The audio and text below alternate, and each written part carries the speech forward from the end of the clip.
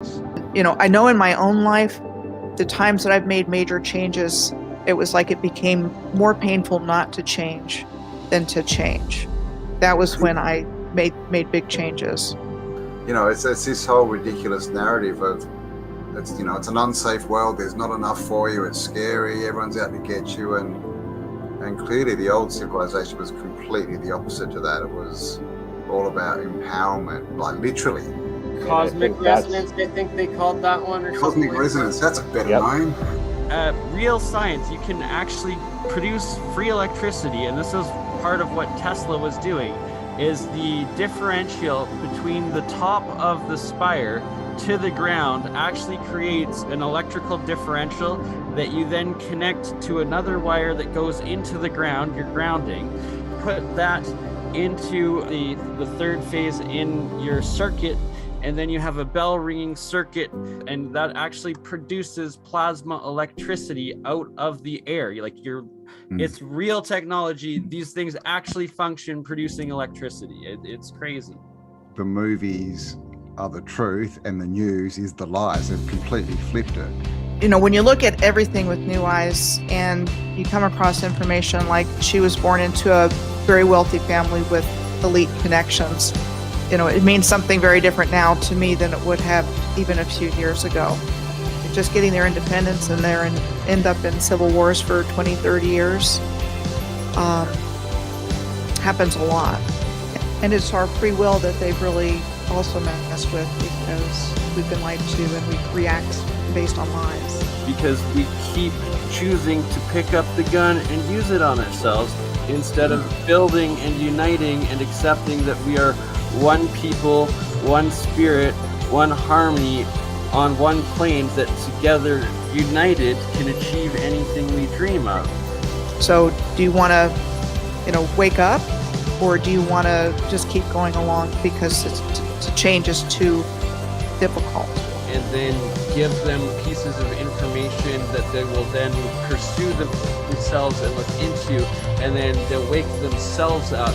I was going to mention it's the whole red pill, blue pill of the Matrix. I mean, that of the movie. And you can consider that movie as a documentary because they're telling us something about what's happening here. So do you want to, wake up, or do you want to just keep going along because to change is too difficult? Wake up. All right. Hello and welcome to Autodidactic Live, the science of sound. We have Ominous, the beatbox, the human beatboxer with us. We've got Daniel Foster and Mike from Faraday Research. And of course, Burn Eye, Third Eye, Mind's Eye, the science guy without the bow tie up in the corner there. So welcome. Who have we got here? We've got people watching, Anonymity, Bex, Bane Bear, Joaquin, Odinga, B Capel, Spirit Levels, Tommy Rogers. Hello, everyone. Alrighty, and to get started, I'm going to hand it over to the human beatbox himself, and we're going to get a bit of ominous beatboxing. So, can you hear me? Hopefully you can hear me. We can hear. Operation of sound. Well, let's just check out. Let's just check.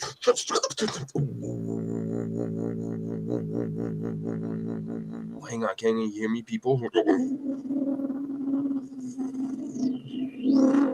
Messing with the frequencies is something I like to do.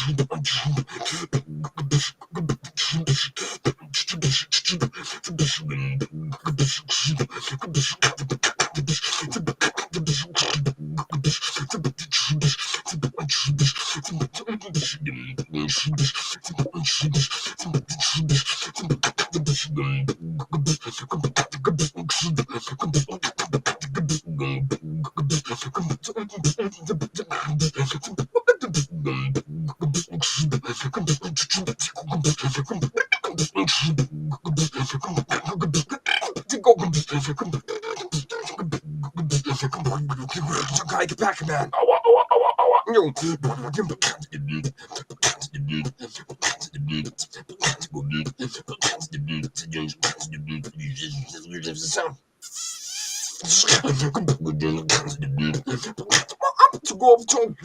Let's change it.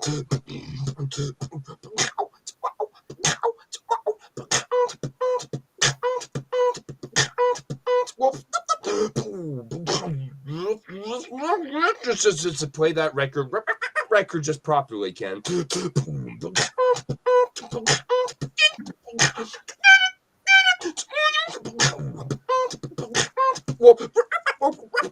Oh, what's good is that's good.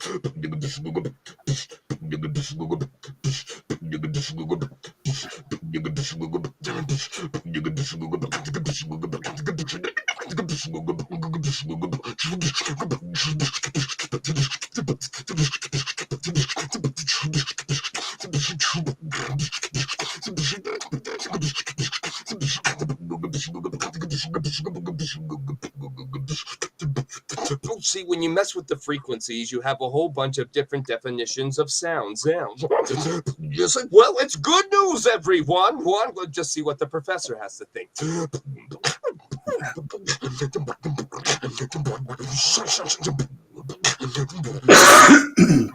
You sounding all right so far? I hope I'm not bothering anyone. Echo.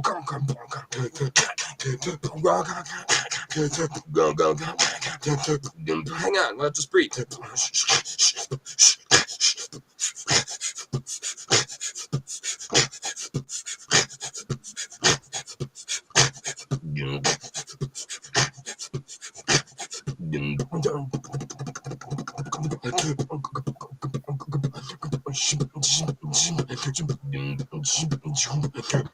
Hang on, I'll wrap up.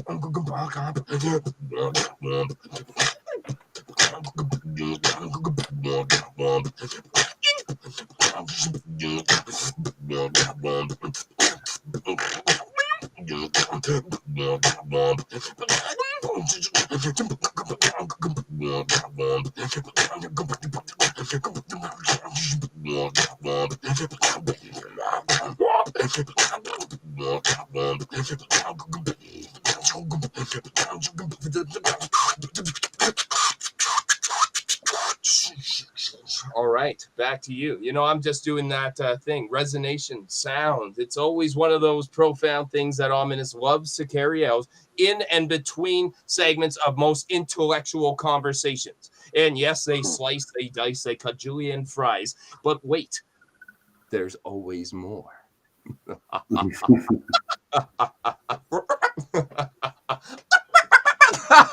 You stupid. Hey, what's that? We want it no other way. I think Alice Cooper just ate a chicken. Something happened. That was amazing, Ken. Thank you, Ominous brother. I hope it was okay. It was a freestyle. It was just what was on the dome. I hope it was okay. It was very good. It was very good. Training up. Here we go. The general consensus was fire. He's was good. Get over here. And it's a very good intro to the topic because, of course, you know, the human beatbox, right? We're all human sound vessels, really, aren't we? We're frequency condensed. and frequency is sound. And so everything is frequency as well, really, which is the big scam, right? This is what they try and tell us, all the seance and everything and all their physics, and they're explaining all this physical universe, but it's not really what we experience, is it? It's more just what we see on TV. And what resonates with the human soul. Indeed. When you feel the sound, you don't just hear it, you feel it. And resonance and sound, it's a huge part of us figuring out the Tartarian and this Antiquitech and the science of the ancients and the past civilizations. So I think that's pretty good for us in this episode. We'll dive into the Solfeggios a bit, and then maybe look at Starforts by the end of it. Yeah, for sure. Of course, as it says, in the beginning was the word, right? The sound, the vibration, the frequency, mixed with intent, maybe. Right? And the sound with intent is manifestation and creation. Well, if it's everywhere, and you look at it in the Bible, look at Jericho and the walls and the sounds that turn down that power, and how there's science that connects that possibility of how powerful sound really is through vibrations, and how destructive it can be, especially decibel levels. Well, I mean, right, the brown note. I don't know if everyone's heard of the brown. That's supposedly a thing. I've been a retired military person emailed me some disclosures, and we started talking, and he specifically told me a story where they accidentally played the brown note through their coils, and everyone that was within that radius shat themselves in the garage. And it supposedly actually exists. Yep.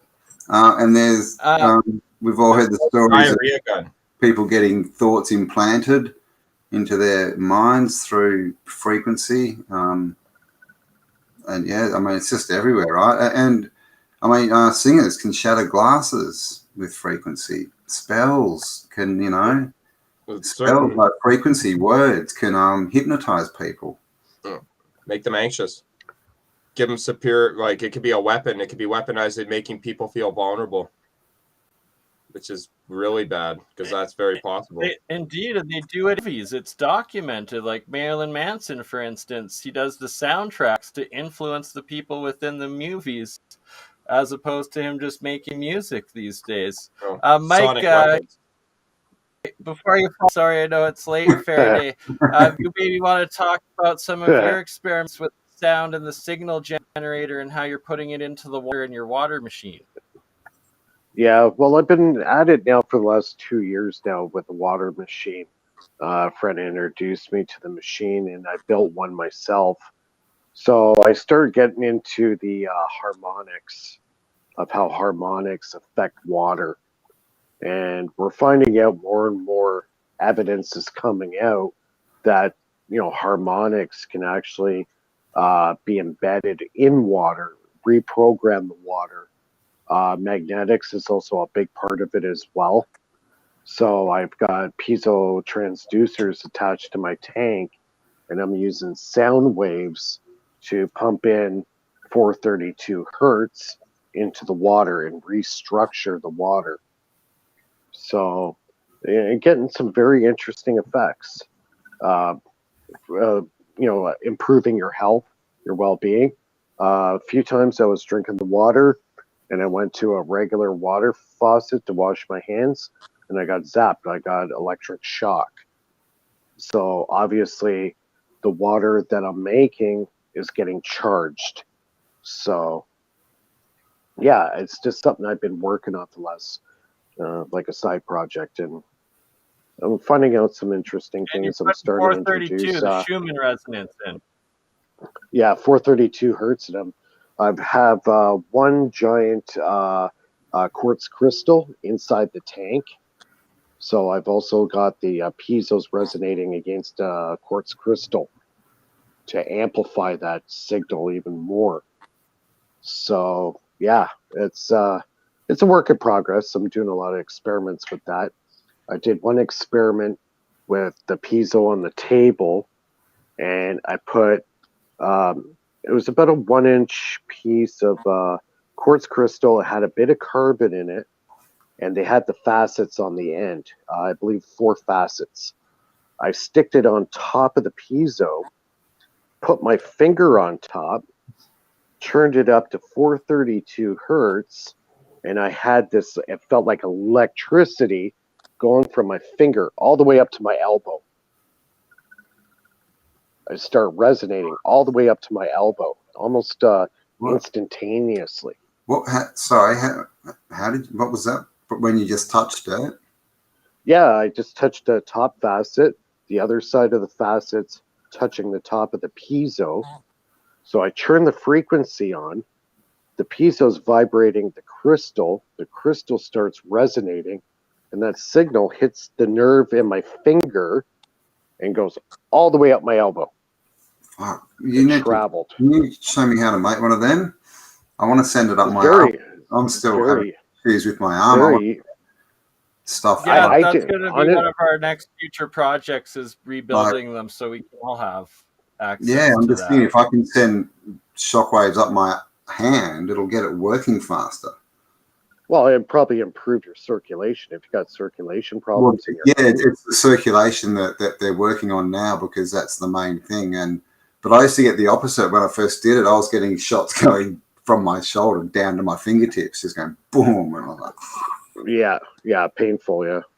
This would actually probably cure that. Yeah, that's what I'm thinking. So yeah, send me anything you've got on how to build it. Of course, very easy. Just buy the piezo. We're going to do a video with the entire list, like parts list, and then an actual build day where Mike instructs me, and we can do it with you as well, Cambell. We'll get the parts list together, and then we'll make an episode in a day of it. Yeah. I was going to say, if you send me the list first, and I can get something going, I can report back on what's happening. Yeah. It was just a simple experiment. I just put the piezo on the table, attached it to my signal generator, and then just manually with my finger hold that crystal on top of it, and then just start playing with the frequencies. And for some reason, 432 was significant. Yeah. It was an instantaneous reaction. Obviously, yeah. So I went right up. I went right up into the kilohertz, all the way down. But the second I hit, that sounds almost like a rife machine, but you're actually. It is, yeah. Like you're going through a crystal and conducting it onto like the nerves rather than putting electrodes on your skin. Yeah, exactly. Really amplifying the piezo effect. So, because there is a crystal inside the piezo transducer, that's how it vibrates. You're using that crystal, but I'm amplifying even more with the 1-inch piece that I had. So yeah, I've been dabbling with that lately because I have a friend that lives not too far from me. I'm actually building a water machine for him now, and he's giving me all these crystals and everything to play with, and he goes, "Yeah, try it out." So I told him what happened with that experiment that I did, and he's like, "Wow, really?" I'm like, "Oh yeah, it traveled right up my arm."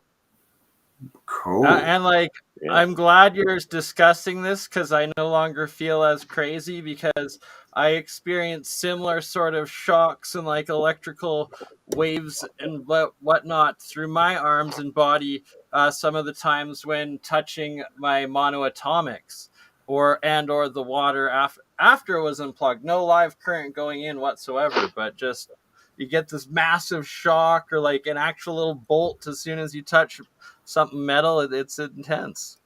That's cool. Marie Keithley, if you've got a question, type it in the chat. Daniel, how are you doing now? I heard from you, sitting there quietly. Rough, but I'm okay. I was going to have a run in the other day. The man tried to run me over twice, me and my dog. Oh, twice?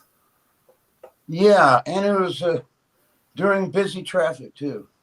Crap, that's. And then last night while you were on the private chat with us, We were live with you when that same guy was parked outside your house, and you confronted him and chased him off. We pray for Daniel, and we're glad that you are safe, Mr. Foster. Yeah. I spoke with a friend just to make sure, like, if I am gone, someone will take care of my dog. And he was. At first, I was maybe it was a random road rage, but then he was parked right out front last night. So it's nothing random. Yeah, I've been run off the road twice last year, so I feel you. Yeah.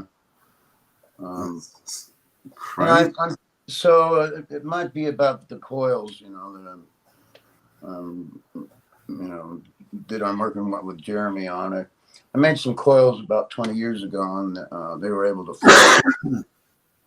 And I think that's probably the reason. Yeah, I do a lot of work with coils myself with my pulse generators. I'm working on a special Adams motor generator right now. And right now my COP is hitting about 40. So. To interrupt quickly, do you want to check the back? Waiting to get in too. I've lost my mouse. What's happened? Possibly. If Jeremiah joins the show, he could show you the coils. Like that. Okay. How they're made. HT. All right. Who's HT? Hominid, I believe. Hypothesis. Yo, hiya. Here's a question for you, Mike. I was running my water in the motorhome. My grandson was playing with magnet balls, a long string of them, and when I turned the water on, they blew apart. I guess they became non-magnetic. I was running water in the blew apart. Does that mean that did he have some? What does it say here? It was in a motorhome? They literally popped and shot all over. Yeah, in a motorhome. Something to do with turning the water on, and it stopped the magnets being magnetic or repelled each other, maybe, it sounds like. The only thing I could see doing something like that, somehow a power source was actually hitting the water. So when the water came on. Yeah, that's a weird scenario. So it happened in a motorhome. It could be something to do with the Faraday cage effect. I mean, would that do anything? It wouldn't really. No, it has. See, the only thing I know that can really affect magnetism is actually heat. If you heat up a magnet, it loses its magnetism. Oh, okay. And inversely, if you cool it off, it gets exponentially stronger too. That's why much of these the superconductivity motors and systems, they get really cool and cold. Is that that's direct evidence? It's direct evidence too that this energy for the free electricity, it's not coming from nowhere. It's an endothermic reaction where it's sucking up radiant energy from the environment around it, and then through the magnetism, turning it into electrical power. Well, flowing water is magnetic. Yeah, water is magnetic, yes. Yeah, flowing water is magnetic. Yeah, if it's super cooled, then you get superconductivity, right? And that's why you can get magnets to float over a table that has like a liquid nitrogen or a cold surface. You know, you get alkaline water. Alkaline water. Not really. It has to do with the conductivity of the actual magnet, and that's enhanced when the temperatures drop. Yeah. So when they get super hot, they lose their strength. Yeah, right. She said she used battery and solar, so it sounds like there must have been some kind of charge build up. Could have into the water somehow, and when she's turned it on, it's discharged some kind of a charge, right? It's discharged and hit. Yeah, if it dead shorted, like say the water line got dead shorted, yeah, it could do a disruption in the magnetic fields. I could see that happening. Kind of like an EMP, right? Yeah, exactly. Yeah, that's what I'm envisaging. Just like a little mini one that sort of, and because she was inside like a metal A cage, closed area. yeah, it could, sort of make it more effective. And more of a capacitance to it as well. Yeah, it would have capacitance in a closed area. I run water through a magnet hose. So there you go. So it sounds like there might be, some kind of. Well, that's what I do with my water. I run, leak into water. See, in my water machine, what I do is I spin the water in a vortex. So I'm doing a hyper implosion of the water. And then from there, it goes through the magnetic field. So I set up 5 really powerful neodymium magnets, north poles facing in, and the water passes through that. And what it does is it neutralizes any transient electromagnetic fields that are in the water. After that is done, then I take the Rife machine and I reprogram the water. So that's how my machine works. All right, yeah, cool. All right, she says thanks. It sounds like she might be. I don't know, Marie. Are you storing the water with magnets around them? That sounds like that might be causing this, where the water Sure. Yep. It needs to flow through the magnets, all with the same pole facing in, and that'll clear any other frequencies and stuff. Yeah, it neutralizes it. Yeah. All right, there you go. Hope that helped. We just solved a problem. All right, anyone else? We're here on Ask the Scientists. No, not the scientists. I've got self-educated acoustic levitator set up here. So levitating something with sound currently, just a little bit of styrofoam, but give me a couple seconds. I'm going to grab some of my monoatomic powders and see if we can levitate it. And if it does, is this one we're looking at? Is that this one, Bern? Yes, sir. You got it. Yep. So that's 2 pieces of styrofoam between acoustic. Oh, I see. I'm looking right at public. now. Yeah, okay, in between. Yep, gotcha. Yeah, it's too bad. Can you zoom in on it there, Bernie? Acoustic phasing, right? Yeah. Wow, man. Cool. See, sound has a lot of properties. With sound right now. Yeah, and there's a guy who was a New Zealand guy who was boiling water with sound back in the 80s. Mm-hmm. Keely. I could see that happening. Keely was his name, I think. Yeah, maybe John Keely. Keely was his name. Oh. Do you want to put on a couple of let me just pick some videos maybe, or let Ominous do a little bit more quickly while I grab another sample? Well, I'll just let me I'll share that thing that you just shared. Yeah, let's get more into this levitation. This is really neat. Let's talk more about this. What makes it float? What makes that it just hops around? You know what? I really believe the ancients knew all about this. This is a lost technology. Yeah. And we're just starting to investigate, the effects of sound. It's a lot. It's totally a lost science. It is, and that's a perfect intro. Let me just have a quick look at this. This is sound weapons. Ultrasound is low frequency audio beneath the human range of hearing. Infrasound constantly surrounds us, generated naturally, wind waves, earthquakes, and by man, building activity, rah, rah, rah, rah, rah. At higher infrasound of around 7 hertz can directly affect the human central nervous system, causing disorientation, anxiety, panic, bowel spasms, that's the brown note, nausea, or as they're calling it now, the Amber Heard note, nausea, vomiting, and eventually unconsciousness.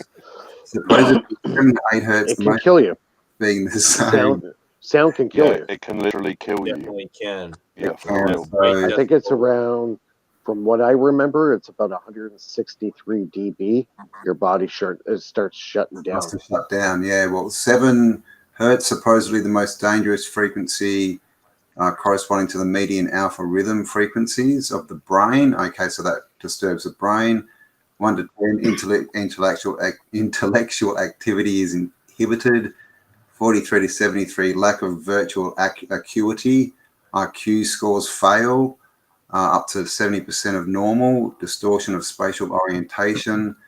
50 to 100, intolerable sensations in the chest and thoracic region can be produced, even if the ears are protected. Other psychological changes that can occur include chest or vibration and some respiratory rhythm changes. So that's not good. And so obviously if you go above that, it's changing the rhythms of things like your body rhythm, right? Your heart and all your organs and all that kind of stuff. So it goes back to places where it's negative. Like then that one of those rooms where it's negative decibels, and then you can hear your organs and your blood flowing through you. And I mean that does, and you can see hallucinations and all sorts of weird things happen that people can't be in there longer than 45 minutes in these rooms. You know, I think it goes back to the biblical times. You know, the walls of Jericho. Yeah, and they were using sound as a weapon back in those days. Right? Even like the apocalypse, you know, they talk about sounding the horns or the trumpets, the angels and the trumpets. Yep. Open up the. There were sonic weapons. Trumpets. Yeah, exactly. I mean, and look what we see. I mean, because Sodom and Gomorrah, they're still there. It's kind of. You should see them. They look like they've been zapped.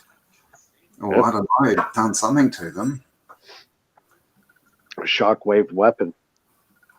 Yeah, and there's even pictures of sound weapons. So this is like you know, someone said, and speakers. Someone says AC/DC, and we you know what happened a few months ago at a concert, right? So you know all these concerts and the stuff they're pumping out. It's literally they're pumping out frequencies that are affecting us. And I mean we know this, right? Some people coming out of concerts are much different to what they were going into the concert, you know. I think you know the ancients had a very good grasp on what this stuff was, and it was lost. But I think it was hidden from the general public's knowledge, and the elite rich are using this sound frequency against the populace right now, and we don't even know it. You know what the perfect weapon is, the weapon you can't see. Yeah, exactly. Ed Lee Scallon was you know apparently moving blocks, and same thing was holding little cones or trumpets, but levitating. And the theory is that he was repelling, basically changing the magnetic or the frequency so that the rocks were repelling the ground. And so they were losing mass. They were losing their mass. 10 tons. 10 tons, some of those stones. And it was done by one guy, and he stood about 5'5". He was tiny. He was a small guy. It wasn't a big guy. No, he was tiny. That's a good one, like ears ringing too. That, you know, when you go to a big concert, right?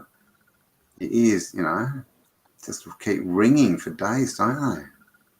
Oh yeah, 100 dB. You're gonna feel it.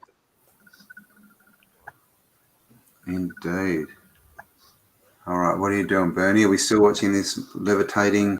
So when they're levitating, or when Bernie is levitating this, you know, these balls, does that mean we have a frequency coming down and a frequency going up, and they're sitting in the they're in a pressure wave joining, like basically again in the Vesica Pisces kind of region of two fields that are interacting?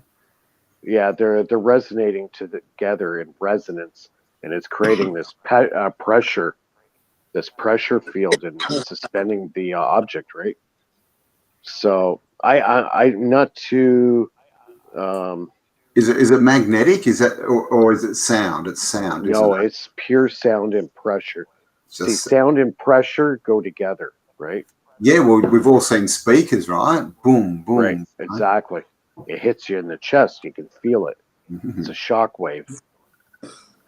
So the movement of air and the sound together, they work together. It's like one entity, right?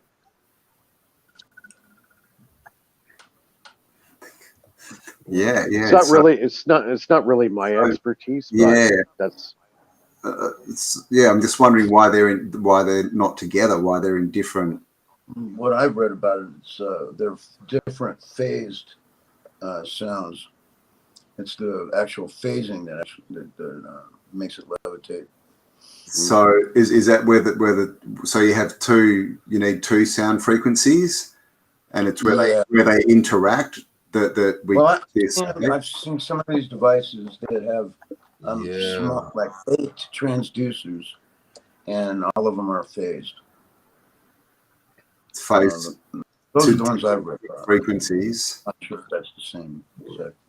Yeah, those transducers are very interesting. I got quite a few of them, and I've been experimenting with them, and the effects are quite dramatic for such a tiny little device. Isn't it? And here's Kimberly says, water. We're 70% water, we're at least, right? So, and the words we say are spells. So we can bless our water and sound waves resonate in water. Yeah, like Dr. Emoto's work. So, and sound can change magnetic direction. It can change. Yeah. So, you know a decent amount about sound and magnetism. Are sound waves magnetic waves, or are they a different type of wave altogether? They are magnetic related, yes.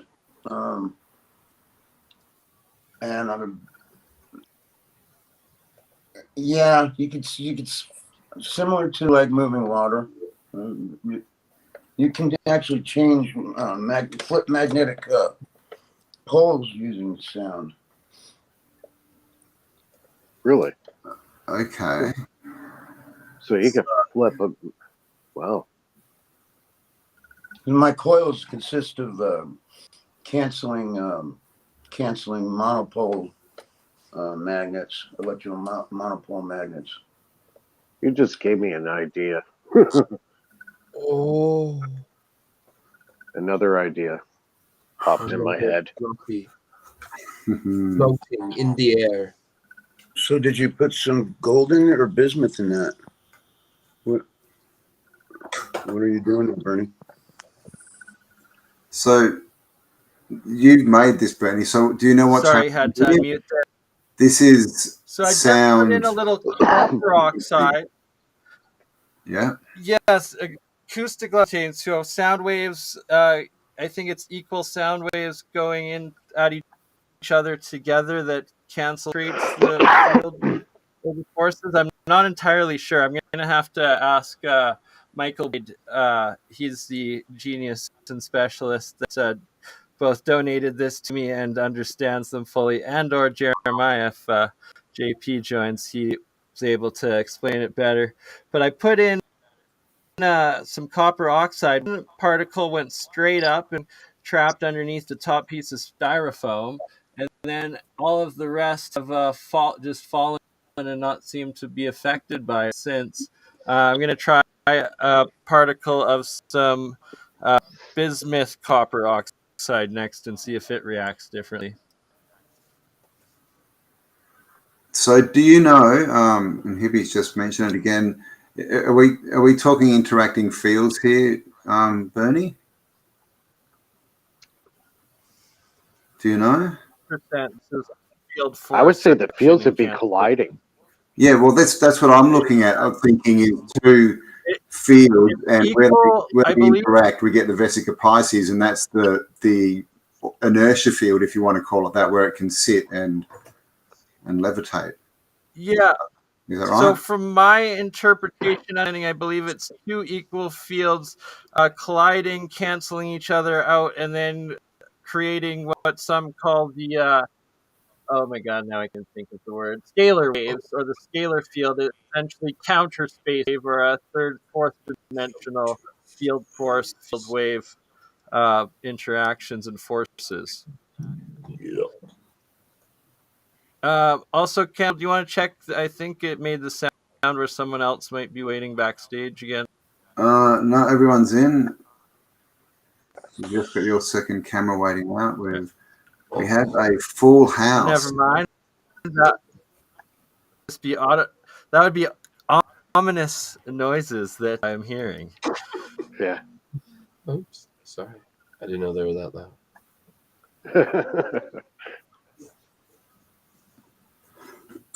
Excuse me. Oh, you better get that checked Dan, out. while we have you on, Mr. Forster, do you want to tell us a little bit more about it? It's a double bifilar coil system that you're correct. Yes, Creating yes. equal. It's a series of 5 counterwound 10 coils altogether, and they're counterwound, and they're all it looks like it's a sphere when it's all put together. There's 2 outer hemisphere coils, and then on the inside are DC coils, 2 flat pancakes, and then 2 counterwound column coils that are on top of each of the pancake coils. And then the negative wires are stripped naked for the inner AC hemisphere, and the column coils, all the negative wires are naked as well. When you make your coils, how do you determine the size of your coils? By mass or by the length of the wire? Yeah, the length of the wire. Thank you for asking. The hemisphere coils, I usually wrap around like a ball to shape them and wrap them. And the pancakes are half the length of the hemisphere coils. Okay, so you're going half wavelength. Yeah. Yeah. In the column, and then the counterwound column coils are a quarter. Sorry. Have we got Rex? Is that Rex in the chat? Is that Rex? Saying, hey, Bernie. Sorry, saying, hey. Sorry to interrupt you there, Daniel. Bern, are you listening to me or are you ignoring me? I'm sending frequencies towards you, Bernie. React to them. Hello? I think he's got some lag. Bernie. Rex, is that you? Is that you in the chat? Bernie, you're on mute. You're on mute. Any lip readers in the house? Yes. I thought that was him. Hey. Are you on there? Guys, I gotta head out here. It's after 1 o'clock. I'm kind of fading here. Well, Mike's have a good night, but Mike will be back and we'll get this this little machine. What is it that we're going to make? It's just a little circuit.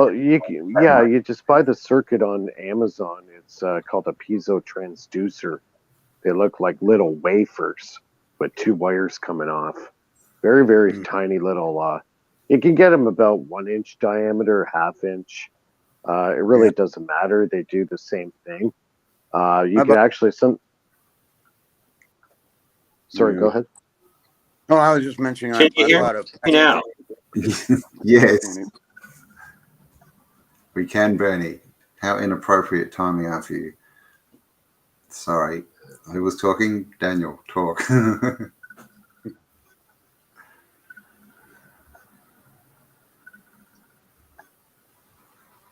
Anyone? No? Now everyone's muted. Okay. Mike, thanks. It was so late starting. Now that you guys can hear me properly, Rex was supposed to join us today, and we were going to go live with him as well. And that's kind of why I've also been struggling with the topics, but we've done pretty good. Did you see that? It was tough. Did you see that I think he's in the chat. We got a leak project saying, "Hey Bernie."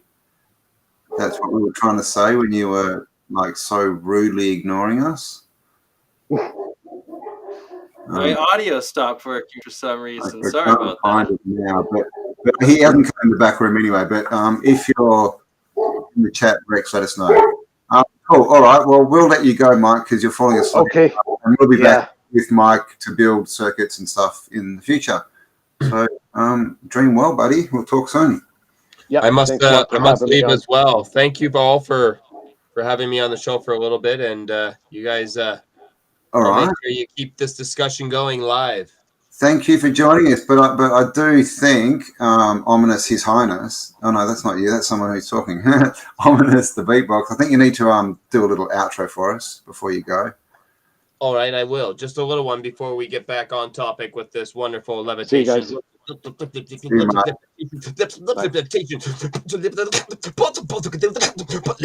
Levitation with the sound. That's a sound scratch.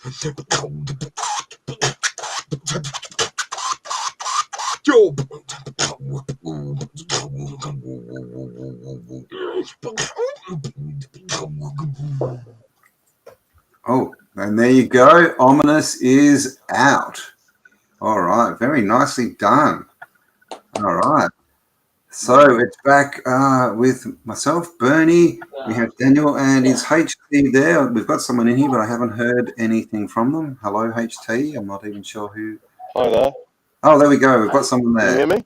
We can hear you. Yeah. Hello. All right. Yeah, so I'll let you guys talk for a few minutes while I'm going to have to head off here, and then I will be back in part 2 and discuss the Seizures, and I will explain the acoustic levitator a little bit more. All right. Well, there we go. All right. So, Daniel or HT, does anyone feel like taking the floor and enlightening us? I'll chat for a bit if you like. Yeah, go for it. All right. Well, I've got a bit of a background in sound engineering, and I've built sound systems, and I play bass, so I quite enjoy bass frequencies and messing around with them. So I got I thought I had a bit of experience with sound. Then someone told me something rather interesting, or at least I watched something rather interesting recently, which was about some pressure levels. Crackling up a bit there. Are you on a phone or? Hello? Yeah, on a phone. Are you plugged in? Yeah, I can hear. It might just be your headphone. It's a bit crackly, but that's all right. Keep going. All right, hang on a minute. I'll switch it to the mic.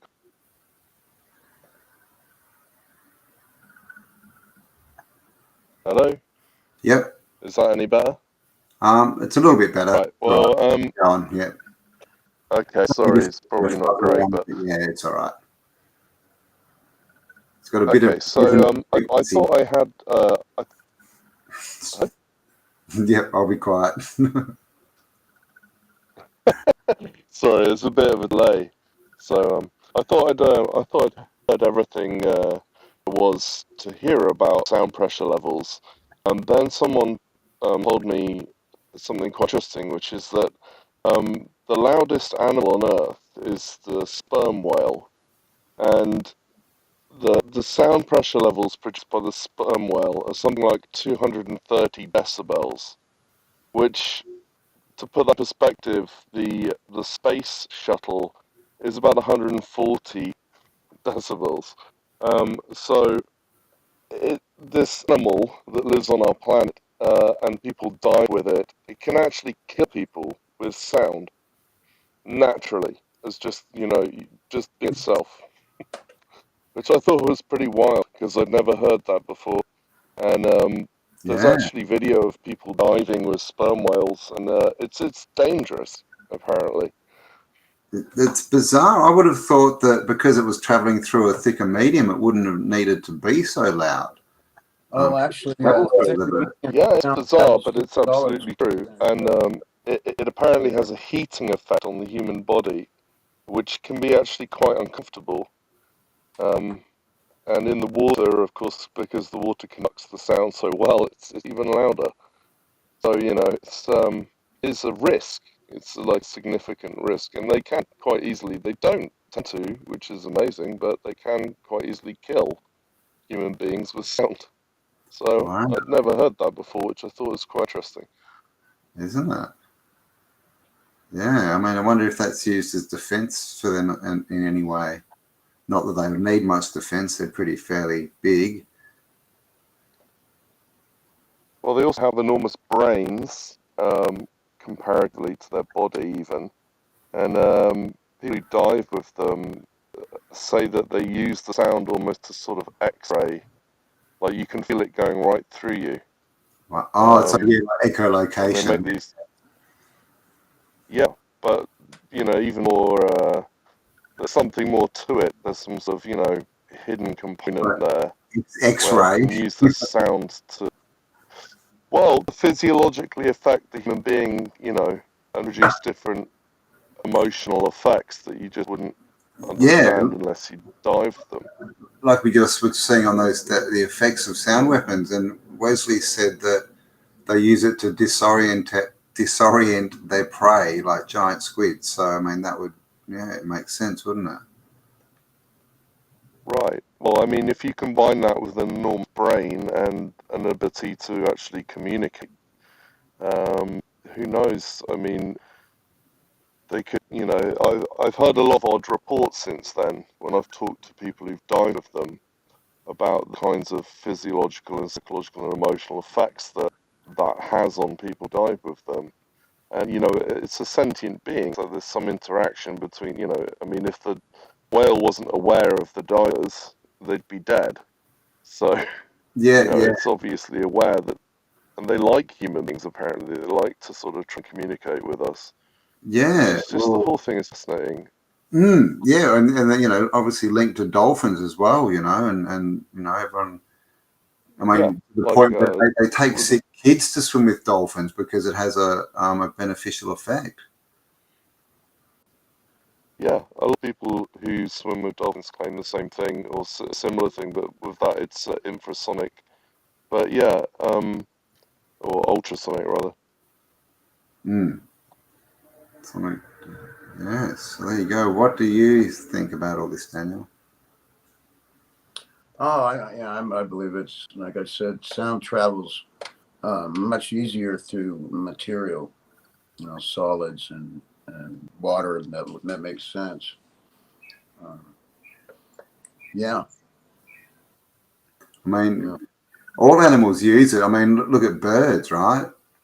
Birds sing, birds of prey, screech and everything. Obviously, animals roar and they corral other animals. So, and, again, back to humans, we use it too, but it's all spells, really, isn't it? It's what we would call spells because it's vibration with intention. I mean, I guess that's what a spell is, right? Mm-hmm. So it's interesting. Bernie is still saying goodbye. All right. So what I'm going to do is share the screen here again, and I've got like a video just to show a bit of how sound affects. Now, this is in water. 4 hertz. And the volume down. Binaural 4 hertz, and this is water with a light behind it, so you can see it a bit better. Let's hope. Where is it? I'll fast forward. There you go. So, I mean, it just shows you that frequency is sound because that's producing what we're looking at, plus it's light, plus it's form, because, we're seeing light and form, right? So everything starts off as frequency, and then we just see it in different expressions when it changes frequency, like we just saw. Yeah, cymatics. So cymatics, exactly. And these, of course, are the same designs, patterns, geometry that we see everywhere, in star forts, in crop circles, in mandalas that are made, by the Buddhist monks, in symbols, old world symbols. Yes, symbols on Hindu temples, ancient Hindu temples. Yep. A lot of cymatics. Yeah. Cathedral windows, like the rose windows and the lead light windows we see in cathedrals, and also cathedral floors in the tiling. A lot of them have these shapes as well and these designs. So it's pretty bizarre. And then when you look into the planets as well, the planets all have their own frequency and they match up with, it's on the same scale. And then it just gets so big. That's where you can start to tie in things like astrology and see how different, wandering stars or planets actually do affect us through frequency at different times. It's got to be the Saturn sound that actually makes the hexagon at its poles. That's what they say. It's got a hexagon on it. Sound can be a hexagonal shape. There's one right there on the screen. You can see it. Yeah. Yeah. So it's all the same. It's like everything we look at. It's really just all different expressions of frequency. It's just all different frequencies in physical form. I don't know if you've seen, but they actually like grow, like they use iron filings and like frequency and like they grow like cities, these little mini cities things. They play like frequency and these iron filings turn into like these little city forms. It's bizarre. But that's it. I mean, and you can go up and down the frequencies. So also these are the good frequencies, and we've all seen Dr. Emoto's work where he shows what happens when you tell water you hate it. So imagine, what spells are doing, what we, when we talk to people, when we listen to people, when we drink water, when we talk to ourselves, this is what it's doing to the water in our bodies. Well, hopefully it's doing this because these are good vibrations, right? I'll just stop there rather than bad vibrations, which would obviously, create a bad effect. Like at the concert, and this is the thing, right, with heavy metal. I used to be way into heavy metal and, I still like a lot of it, but, we have to understand a lot of those frequencies aren't going to be necessarily good for us, are they? Mm. There's a reason that heavy metal, they all wear black, they use their devil horns, the imagery is all about death, destruction,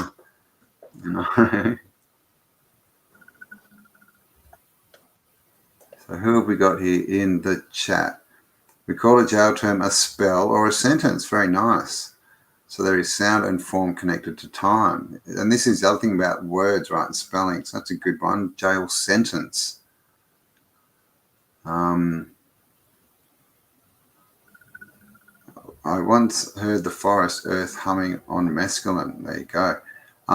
They've done experiments where they play music to plants, and some will, they grow better, and also where they hook up electrodes and they listen to the sound that plants make. Every plant has its own frequency, and I saw this one where they did it with tomatoes, and they got a GMO tomato, and it had no frequency. But then they played the normal tomatoes, they played the frequency to the GMO tomato, and then it started playing the same frequency. It found its frequency. It's bizarre. That's fascinating. Isn't it? There's a dude on Reddit who does live streams sometimes, and he's built a modular synthesizer, which is a pretty impressive bit of kit in its own right, but what's fun is that he hooks it up to a Fly Garrick mushroom and has Fly Garrick playing music. Yeah. It's actually pretty good. Yeah, I've seen them do it with mushrooms too. It's bizarre. And also, I mean, trees also communicate with each other, instantly. Like that, a lot of I've forgotten what it's called, but they have this poison in them basically, and it's like a bug repellent. It's the same stuff that's in tomatoes and all this kind of stuff.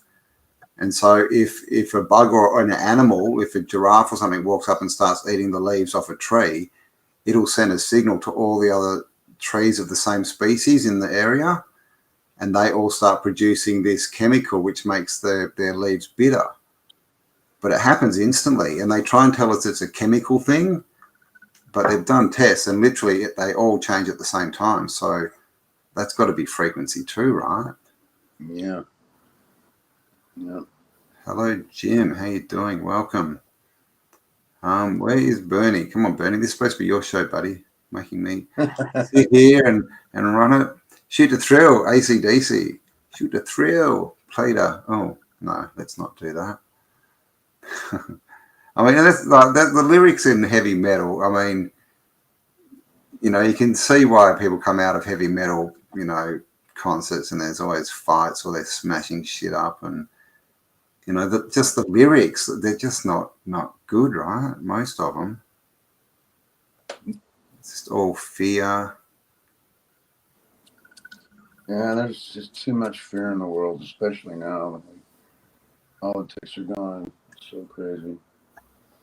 It is, and that's what's happening at the moment. It's just giant spells. It's all spells, right? Now apparently people are going to start turning into monkeys. You know, it's just another spell, right, to keep us in fear while they can hide other things that are going on in the background. I mean, yeah, it's just bizarre. And someone did say, yes, you can speak to plants, and we always hear that, right? And of course, who are the ones that speak to plants? They're the crazy people, apparently, because you're not supposed to do stuff like that, because you might figure out that everything is vibration and frequency. Ra doesn't seem to work in a veggie patch. Well, Ra, I think what you need to do is dress up in a dress and dance around serenading them opera style and see if that works and get back to us. I think that will work. Good moment to be a truther or a truer. But yes, I agree. Nothing but the facts. His Highness. I had a vision of star forts being a creation of Lichtenberg incidents involving water and metals in the ground. I mean, who knows, right? I suppose, you know, if you're talking water, I suppose they could form the shapes. You know, we see Lichtenberg, what are they called? Lichtenberg zaps, all over the place. You know, mountain ranges look like Lichtenbergs. So who knows? Something, you know, plasma apocalypse, and this is another thing is resets, right? Again, all frequency. When the frequency changes, we get a reset, and everything changes. Very dark lyrics. I agree. I agree. Freemasonry, uproot it in Oz. Yes. Insidious anti-Mason. The Freemasons, right? That's what they stole. They got their Freemasonry. Spelling, cursive. That's a good one. They teach us cursive writing. Right? And of course, they always tell us it's got to be right or else it's wrong. And right means that you just are basically parroting what they tell you, right? And then if you join those Masons that are free, they want to give you rights as well, don't they? They want to take you through their rights, you know. So you know, all this spelling. What does the word right mean? I mean, it's really RITE, right? Right? God, I keep saying it. So words, man. There's so much in words that they've done. Have you heard in America? Have you heard in America they use term spelling bee? Yeah. The spelling, yeah, like the little test spelling bee. Yeah, as in being, but also bee is supposed to be bee as in the insect. Yeah. You know, that has so many connotations to as it. in like be the spell. Broadcasting, like a news broadcast. They're just casting a broad spell. Oh, Melinda, lucky you. Your feet and legs are vibrating. Oops. Oh God, what am I doing? I'm missing. God, I'm not good here, am I? Hello from All right, I'm back now. How about we load up some of those resonance pictures, like of the harmonics with star forts, and some of the cymatic experiments with the sound, and how they tie in those same cymatic frequencies or the same shapes as the star forts. Yes, we got lots of that kind of stuff. Spell, another one. People go out for a spell, right? Oh my gosh, I'm so far back on the comments. Hello, everyone who's here. If I've missed you, I'm sorry. There's many, many comments here. What have we got? 180 watching us live. Well, that's just, is that total? I don't know. All right. Danny May, just found your channel about a week ago and have been bringing out all your videos. I love them. Thank you, Danny. And before we get on to Star Thoughts, if you happen to be in Melbourne or indeed anywhere in Australia, there's an event, a live event coming up, the 25th of June. You'll find the link. Gosh, I haven't put it under this video on the last Tartara Australia video, but more coming out about that. So yes, come and join us. All right, what am I doing, Bernie? I'm sharing pictures of frequency. Is that correct? Yeah, the cymatic frequencies there and the resonance patterns that through the seismograph or So like the oscilloscope. oscilloscope. There we go. That's the word. Alrighty, where is it? So Dan, a quick question in the meantime. What sort of like power or signals or energy frequencies are you putting into your coils? And is it steady? Are you pulsing it? Are you looking for Well, resonance frequencies? What yeah, exactly? originally I just used AC light dimmer switch and then potentiometer, like rheostat for the DC coils. And I resonated electrically, using the knobs, and got it to float. I didn't want that. I wanted to make. I was watching Tom Bearden videos,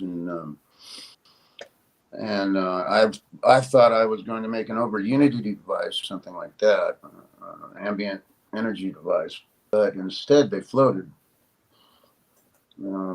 Yeah, and since I've been uncovering like what happened and why they behave that way, I began understanding of better ways to improve it. And yeah, pulsing high frequencies and longitudinal waves on the bottom coil and high frequencies on the top would definitely improve it. Possibly warp it, warp time. And the possibilities also are teleportation in the very center of these coils.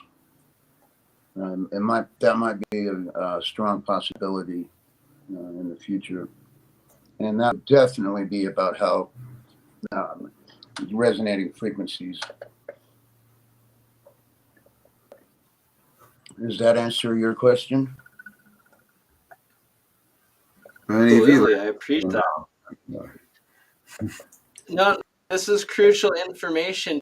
So I've built several different Keshi coils, which are like triple solenoid coils round in 9 series. You can kind of see some of them behind Bert and Ernie there. Those are the standard ones, but I also experimented with other different windings of my own.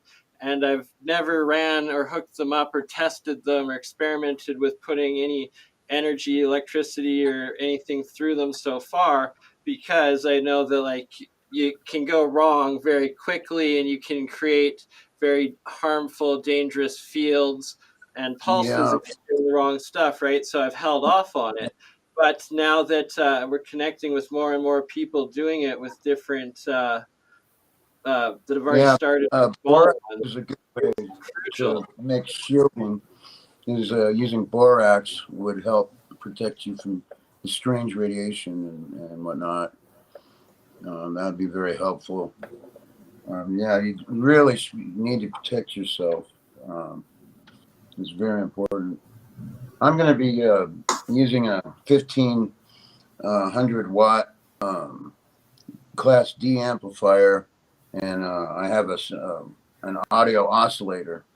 and that's what I'll be hooking up to the central Nice. coil in my system. Yeah, see, exactly. The audio oscillator for the signal pulsing, right? That's Yeah. what's so crucial, and that a lot of people and modern science hasn't incorporated or used or even begun to understand. And yet, for my own Well, alchemy and the the oscillator I transmutation, got, it's the key.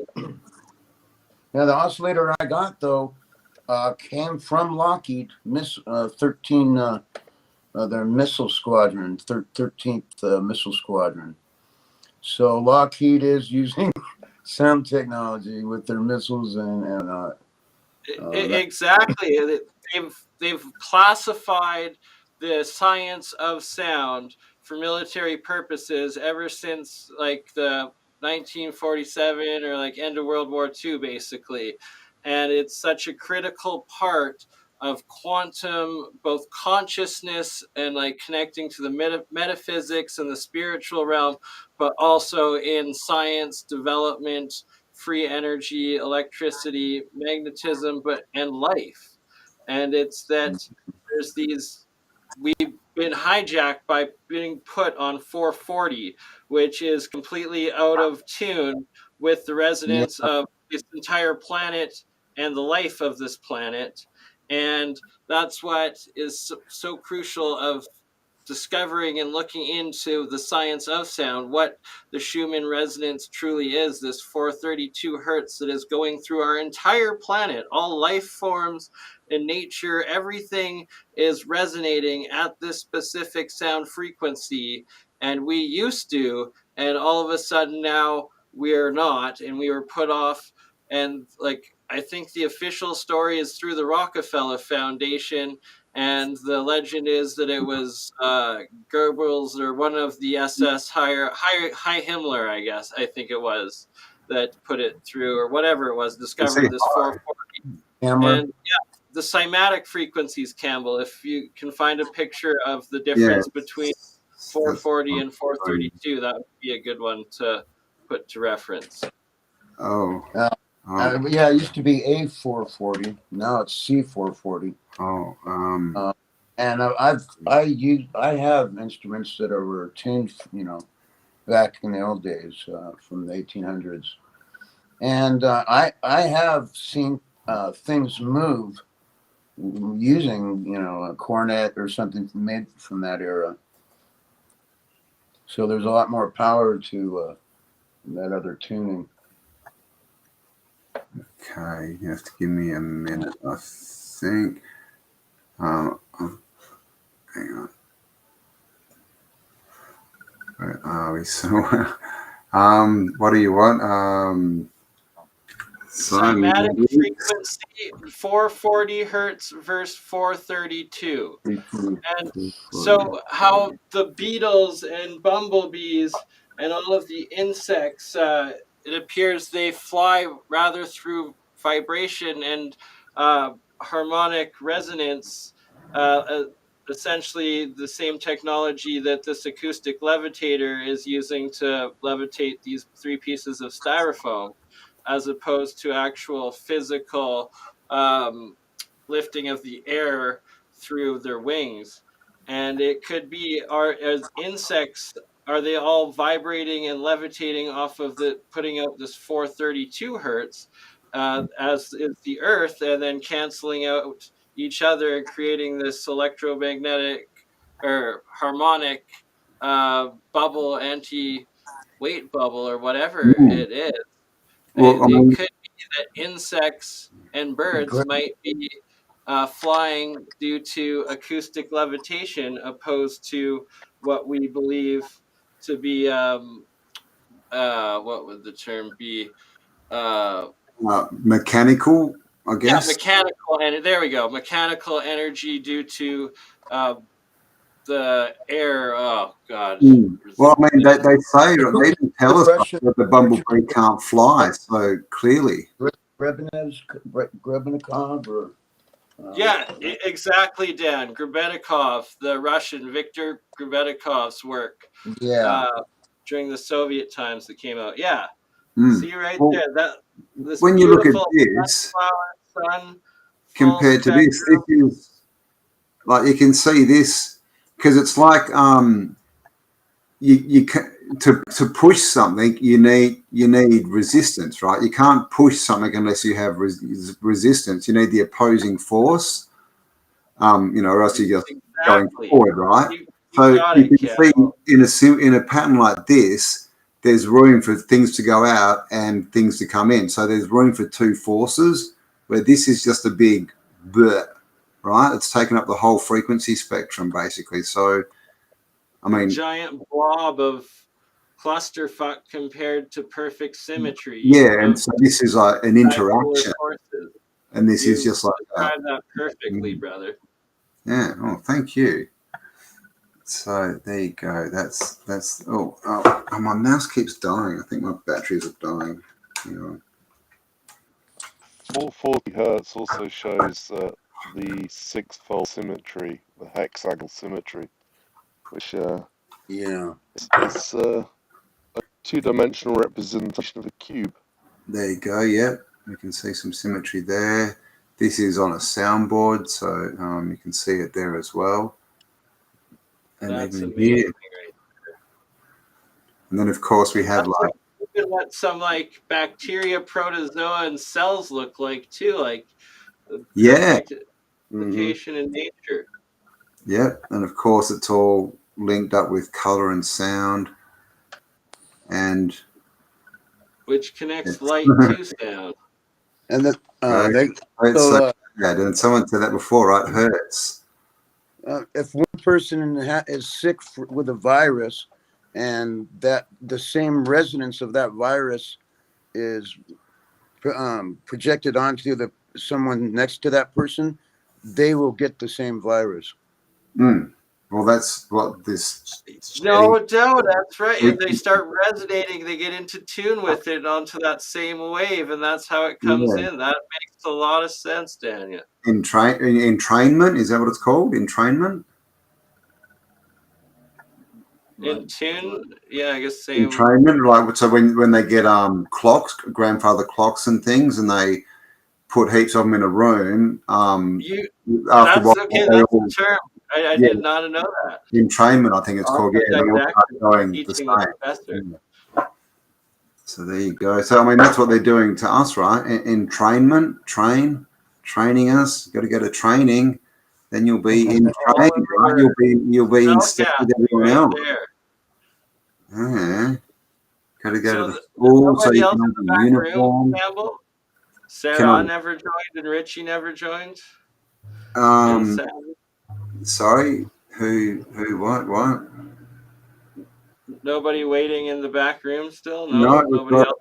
No, it was just two of your cameras waiting in the back room. Okay. Actually, I might switch up to the other camera upstairs. That laptop was better that I had the Ominous on, so I guess bring that back up when I get up there. Oh, there we go. Perfect. Yeah, so sadly, I guess Sarah, she was supposed to join in with this one, but we had talked yesterday, and then I don't know, maybe she's in a different time zone, wasn't able to, it was too late, but she was, and her and 007 Richie, but he's in the Canary Islands, right? So sadly, it's too late for him by the time we went on as well. But Sarah, I guess we'll have her on in the next episode if she's unable to come in tonight, was going to present a bunch of how she uses sound waves and measures sound waves within the brain for both hypnotic, but for like sleeping and dreams and all of that sort of research. And she actually got a degree in that field. And there we go. Even better. Can we put Dan on the larger screen there? Mr. Foster has his double bifilar coil to show us. That'll give you an idea of what it looks like when they're put together. But I need to put positive and negatives for it or the column coils, but that gives you an idea of what it is. uh, Do you mind showing inside dual bifilar? Yeah, just do this, yeah, confirming you've got the exact one that Jeremiah has built as well. yeah. There's the inside. Yeah. And then do you have the core, the double bifilar core? I haven't made those yet. Okay, So so Jeremiah's actually got more of that Jeremiah's one built. ahead of me. Yeah, Jeremiah. Yeah, he's a JP is awesome. Yeah. Sadly, hopefully, JP, if you're watching, please do join in if you can. He might still be caught up in the private after our alien scientist. I don't know. They adjourned, and he gave several people the link to this show. I was expecting him to come on and actually show the coils that he made. He wraps coils better than I do. Yeah, last night I went a bunch and I had some of the footage, but he asked me not to put it forward yet. Before we were making sure that you were okay, before we were going to release anything and let it be in your hands to proceed, sort of thing. And just for those that tuning in, there's Esra, hey, sister, I emailed you the link. If speak of is the she lovely in the chat, is she? in the chat. Esra, check your it's Esra. Oh, I didn't hear what you were saying. Okay. Oh, okay. I know Esra. I didn't. What? Have you two been talking behind my back? Hey, what's going on here? It all happened in the last one.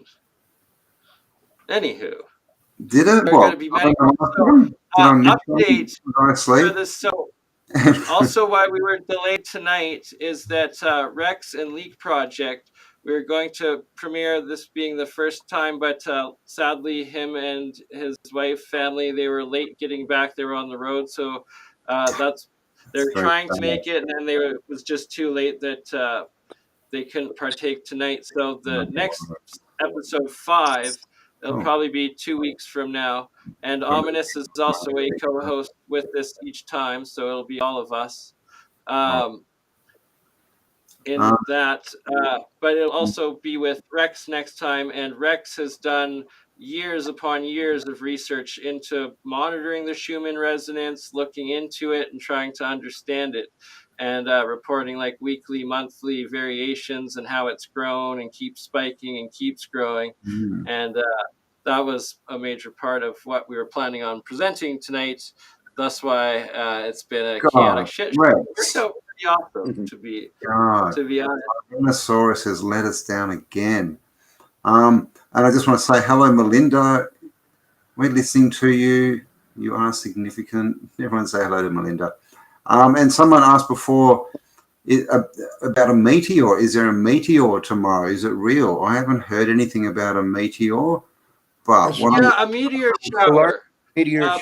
Mark Sokol had mentioned it in APEC earlier at the end of it. Okay. Supposedly it's a weak one, but that this year it might be extra spectacular because some sort of event happened and we're going to go through a major part of it or something. Supposedly it's either tomorrow or Monday, depending on the time zone that you're in. Yes. Dorf has said, why don't we get some mercury, put it in a vortex with an electrocity and spin it? Because we don't have enough mercury. It's illegal. We know some people who have some, but you can't. I do actually plan on eventually experimenting with that one day. Ammonia and we want to. Because all you do apparently, I've seen there's videos out there. You just need to spin it, and it starts levitating stuff. Yeah, it creates lots of mass. And also in a oh god, what are they called? A spinny wheel, not centrifuge. They are a type of centrifuge essentially. Is that what they call? Yeah, when you spin it in those, and that they become like a power generator motor type thing. But yeah, I mean, if anyone has big reserves of mercury, keep it to yourself and somehow surreptitiously get it to one of us and we will spin it around. Right round, baby. I am right actually round. multi-dimensional. Well, I go by multi-geometry, exactly. existence We don't know where universe. the power comes from Mercury. It seems to be pulling it out of the ether or out of some different reality, right? And then we have red Mercury, which takes it a step further. So Yeah. Mercury, and of course Mercury, the planet, and then of course, Also, if you add ammonia to the mercury, becomes superconducting. What was that? Add ammonia. Yeah, ammonia with the mercury. Wow.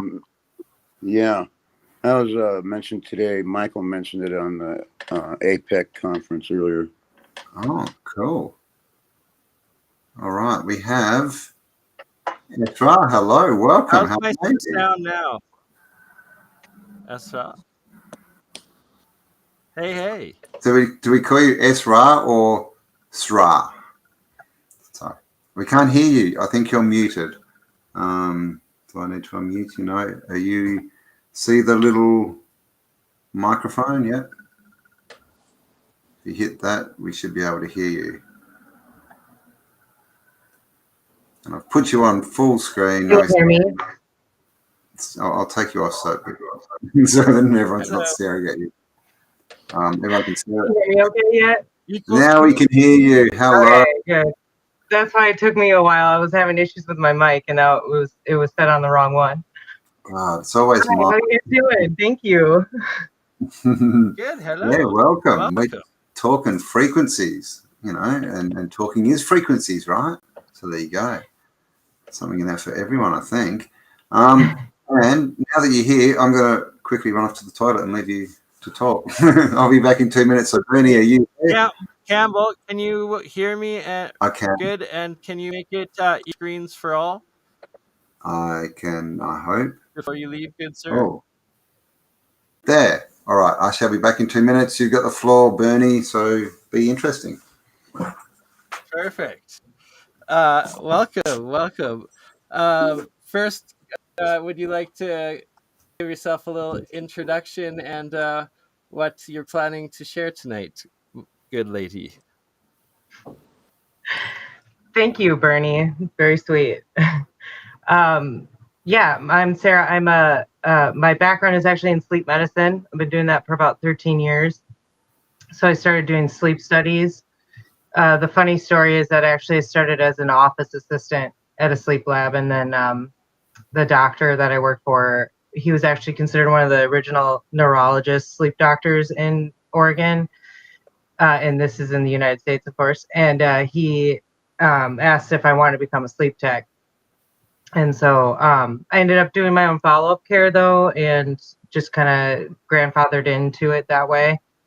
But I got really I was already into alternative medicine, but really through my field, because we didn't emphasize any kind of big pharma, any kind of medications. We definitely focused on alternative therapies and trying to get to the core of the problem instead of just providing medications, more or less. But also, like oxygen, was a very common issue. Patients just were placed on oxygen, and the doctor I work for was trying to get to the bottom of that, because your lungs are going to actually weaken with the use of continued oxygen instead of strengthen, because they're getting what they need, right? So, That's through very interesting, actually. Sorry to interrupt. Oh yeah, no, definitely. Oxygen is so key. And in my alchemy studies, it's like as soon as these elements, when they're monoatomic, supposedly they're super powerful, good for you. But as soon as they oxidize, turn diatomic into oxides, they become absolute poison. So very fascinating that if, like you just said, getting to gin as well can become harmful to the human body.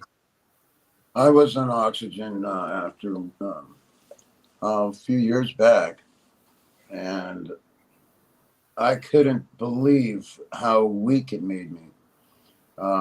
and it got to a point where I'd have to take it off, and when I went to go to the bathroom, because the line wasn't long enough, and I could barely make it out of the bathroom back to the oxygen. I mean, I nearly passed out every time. It's like, yeah, you became dependent on it. You almost forgot how to function. And that's what I've seen myself. And so our goal was to get patients off of that and more or less retrain you how to breathe. And now, I dealt with a lot of sleep apnea, which I'm sure a lot of you have heard is snoring, and a lot of people end up on machines. And by the way, if you're stuck on one, I'm happy to go over that in detail. I was really good with the mask, but just getting used to it. But regardless, if you really think about what I would train patients how to get used to, it was breathing techniques.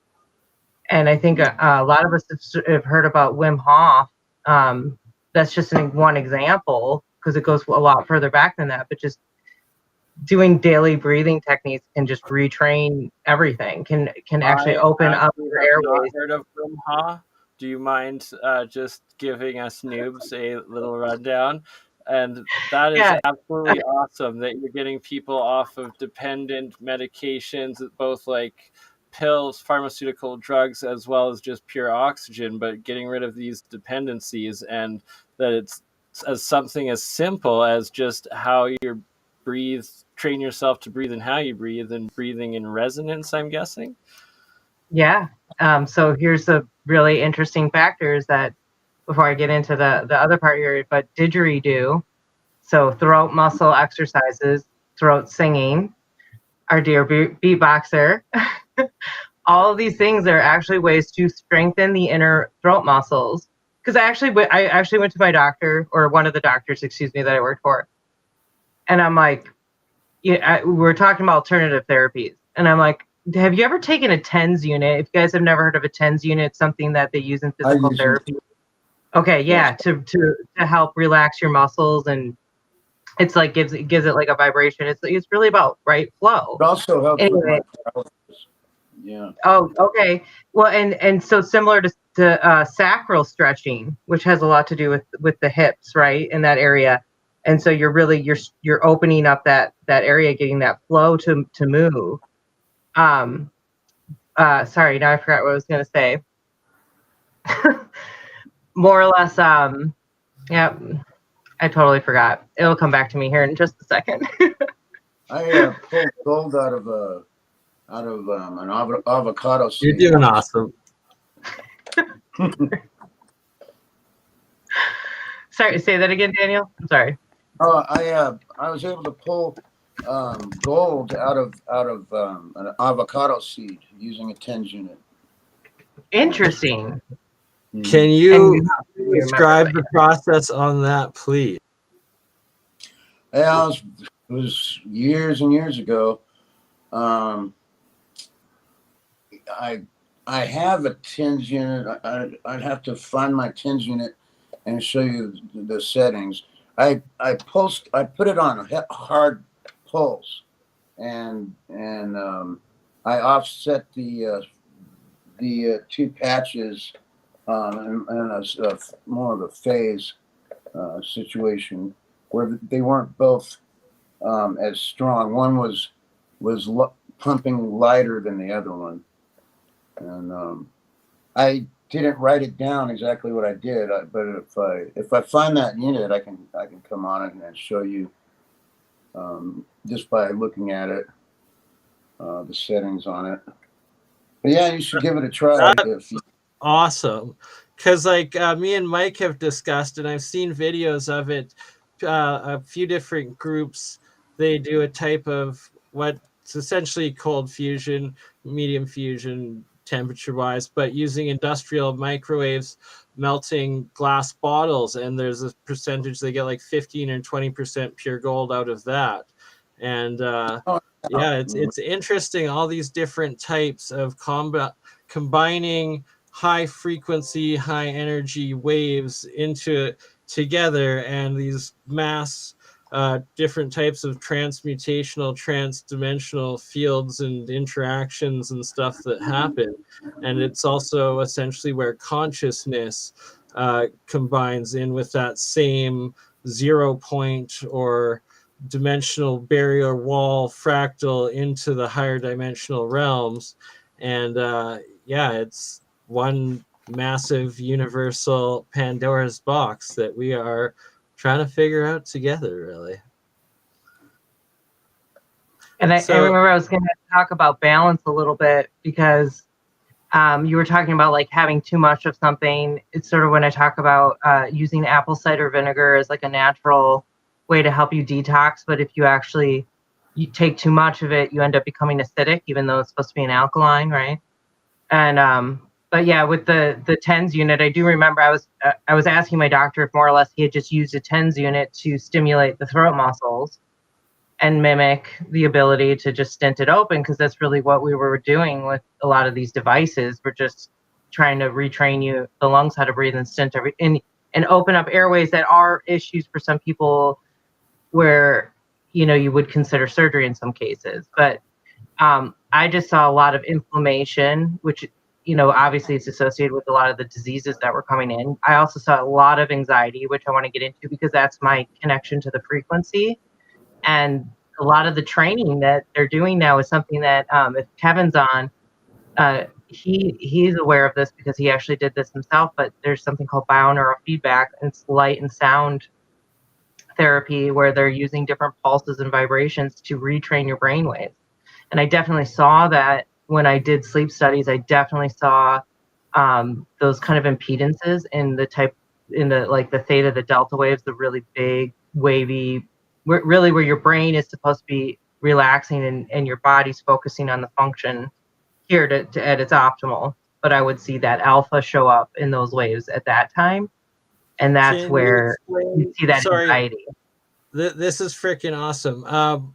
Just to explain a little bit of like the difference of the different types of waves, and I guess I'm struggling for words. Oh, Bernie, we just lost you all of a sudden. Sorry. The difference between an alpha, a theta, and like why it's so important, or what parts they come through in a normal sleep cycle.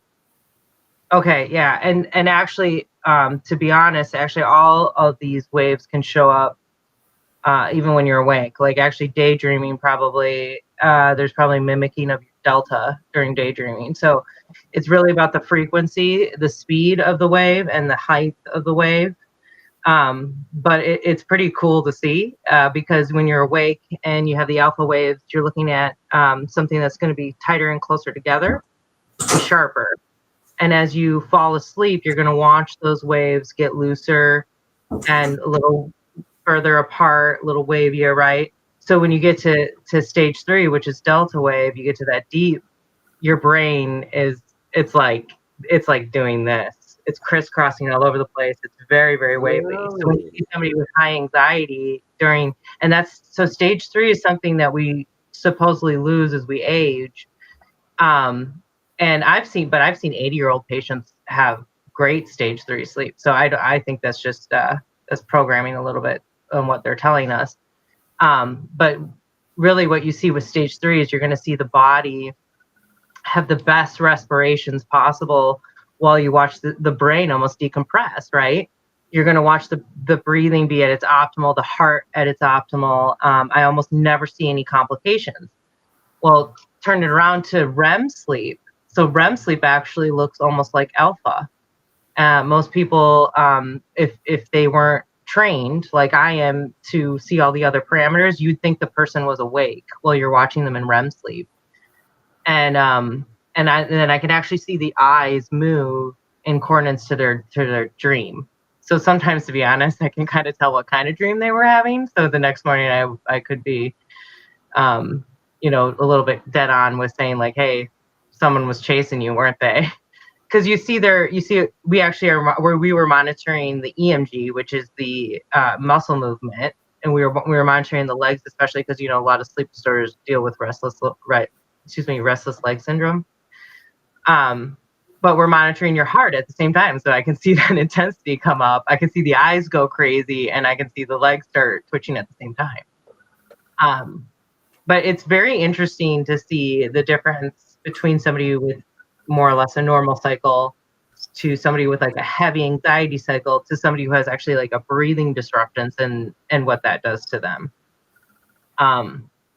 So there's a lot to it. And I could talk about it forever. Have you But worked with yeah, hopefully I explained the waves a little bit. You know, and we can, I could actually, there's like a cool little diagram, but just kind of showing you what they look like a little bit. But I have seen, oh, and one of the things I do like to talk about real quick, the last little bit, is that the phone interference. We actually had to pull it out of the room more than, off, like pretty much all the time, because it would start to impede. And it's not artifact. There's a difference between artifact and impedance. And so cell phones would directly impede people's ability to get into delta waves, is what you're saying, essentially, while they were sleeping? Not necessarily, but it would definitely increase the alpha. And then also we'd actually see odd signals pop up. Almost, I don't want to say it for sure, but, you know, like potential for like seizure-inducing type activity. And we did, I was, okay, so there's a different type of technician. I'm supposedly a technologist. But there are ones that are trained, and I have done more all-encompassing, but there's ones where they do like 3-day long seizure studies. And so it's a little bit different than what I was doing. And I also dealt with a lot more of the respiratory. So I was actually trained like a respiratory therapist to run ventilators, which is a whole other conversation that we could have. So it's a little bit different with that. So I was trained to see seizures. I knew how to find them, but it was definitely, you know, different. Excuse me. Give you a rundown. All right. I've just come in obviously halfway through. So I've been listening to 528 hertz for the last week or so. And sleeping. You know the difference. Yeah. Like literally you put it on and you just go straight to sleep and then you just wake up. like literally. And I have problems turning my brain off sometimes, and it works a treat. So I'm going to keep doing it, but I've heard people say that over time, you know, you start feeling better and getting more energy, and it's just frequency again. Just interesting. Can I ask a question? Melinda's saying she said a few times that she can feel her feet and legs vibrating. Anyone got a comment or anything on that? Like right now, or when she's sleeping? Good question, Melinda. Right now, or when you're sleeping? If it's restless leg syndrome, actually, like banana tea is a wonderful thing. Yeah. Like a lot of times there's a potassium deficiency associated with that restless leg syndrome. Okay. It can be more complicated than that, but it's actually a very helpful tool. Right. I used to get that heaps, restless leg. Banana peel tea is you'll be jumping up and down. Yeah. Interesting. And that's the thing, isn't it? Like all these, you know, maladies we get or whatever, these diseases, they're all, you know, cured so simply, really, when you know what it is. And honestly, like for me, what it's coming down to with my connection with the frequencies, and like I've had just way too many patients tell me alternative treatments. That's sort of why I've gone the other route. But it's definitely coming down to flow. It's the ebb and flow concept. I mean, it's the wax and wane. It's when your heart and your lungs are working properly, your blood's flowing properly. So like what I've in my ailments and going through acupuncture, which is about getting your chi to flow, right? It's about removing those blockages. So if you deal with everything, but you have a trauma that you haven't dealt with, a personal trauma that's holding somewhere in your body, you know, that could be the problem, and you have to release it. Because to me, it's like a ball of energy that's stuck somewhere that needs to be released to allow the flow. Yeah.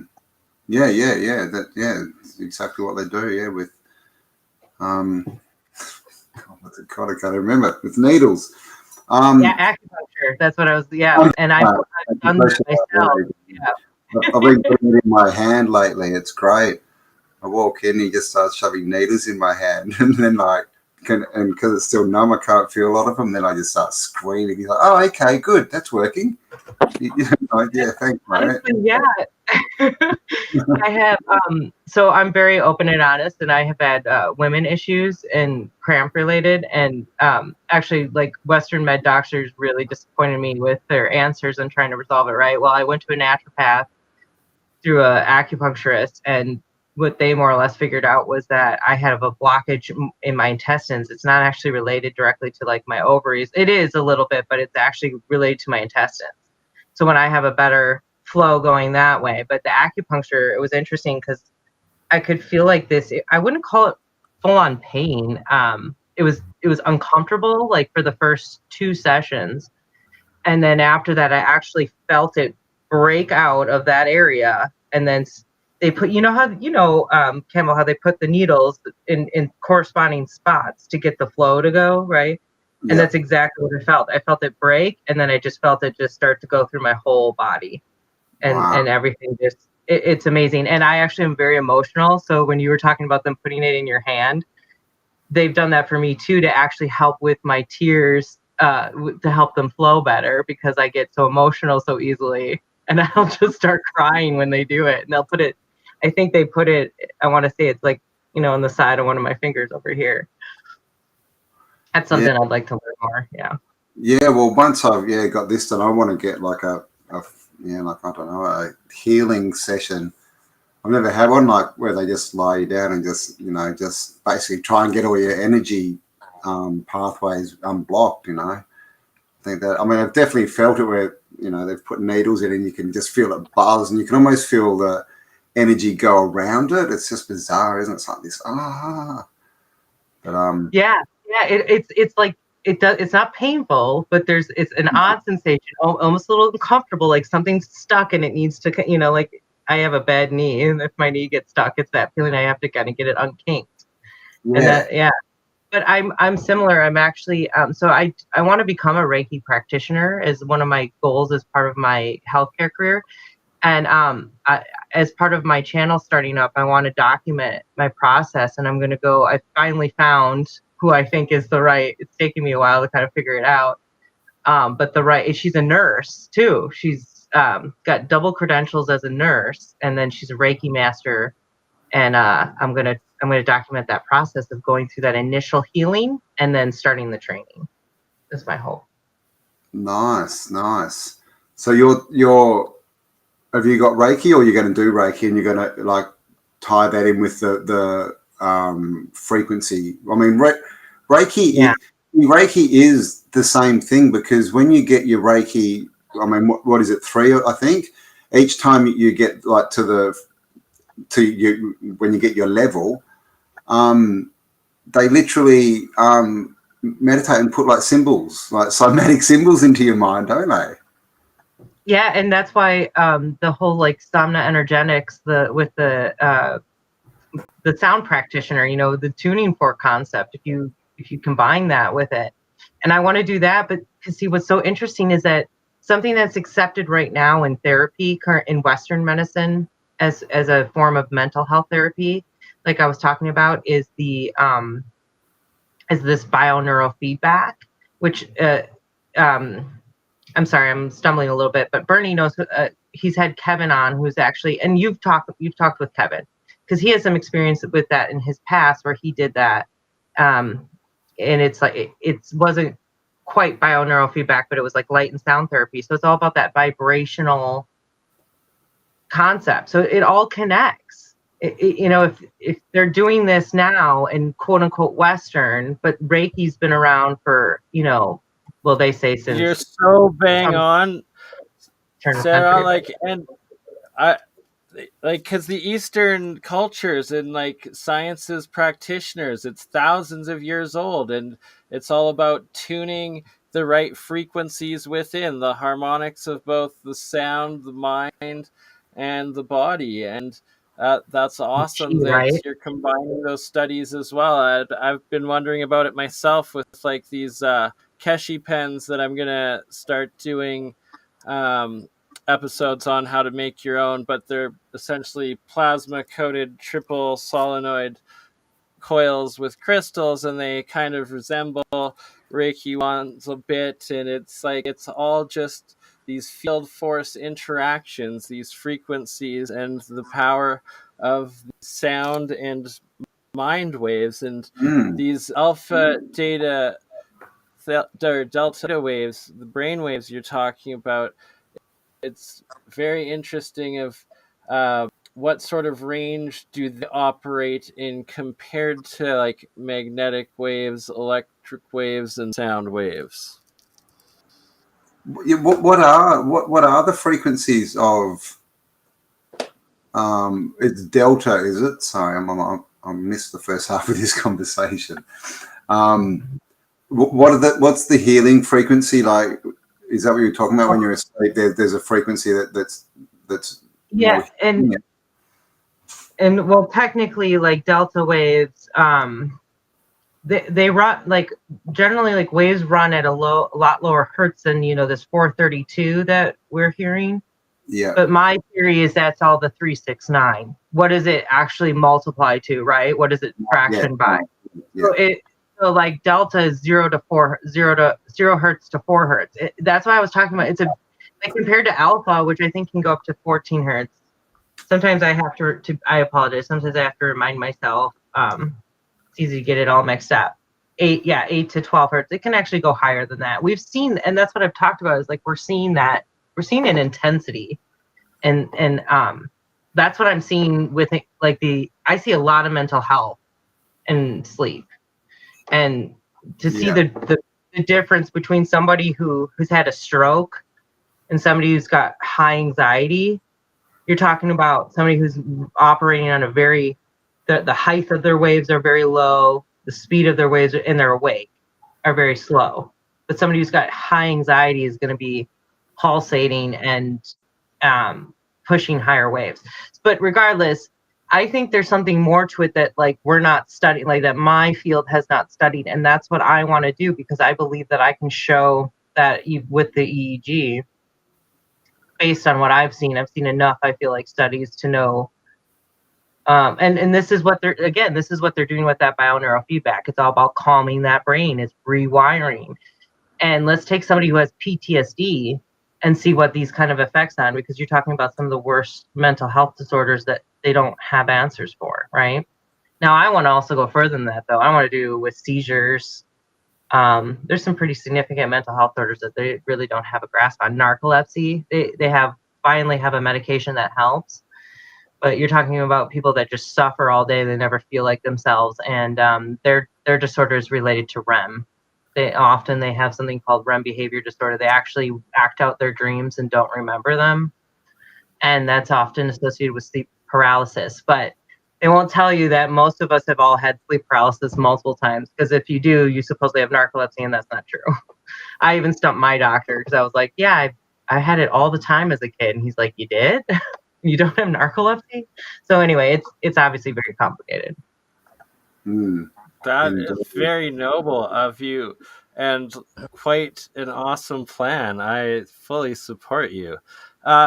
Rex, if you want to join in, I emailed you the link, brother. Feel free. Try her out. If not, catch you next time. Cambell, please do go further with what you're showing on the oscilloscope, it is called, correct? It's an oscilloscope. Oh my gosh, the batteries are dying on my mouse. Hang on one sec. Basically, though, what it is it's there we go. It's frequency. So they play frequency into a machine, and it creates a pattern based on that frequency. And as we see, they're very similar to all the shapes. I'm going to say star forts, obviously, but to cymatics, to crop circles, to sound signatures, to the frequency signatures of the planets, all this kind of stuff. It's all the same. And it's obviously, sacred geometry.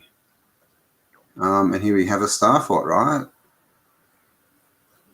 So you can see that when we get, that one was pretty good. Pictures like that, we can see that these may be mimicking, the actual natural frequencies of the Earth, and that so they're built on, you know, energy vortexes, shall we say. Oh my gosh, I keep losing batteries. Hang on. Let's see, I might have to go and do a battery run. Am I still on? Someone speak.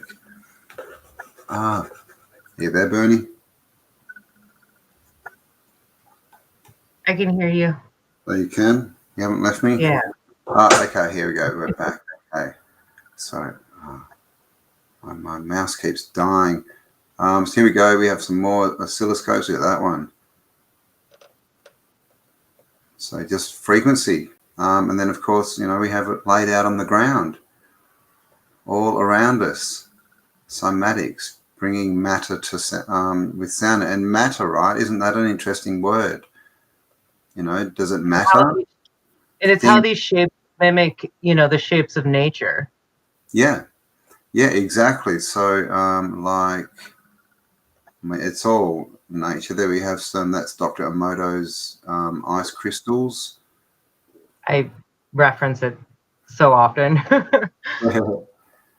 With my pages too, which is, it's such a good way to open that door, yeah. And Mandela's. Oh, look at that one. So I'm trying to find some plants. I do have plants in here somewhere, I think.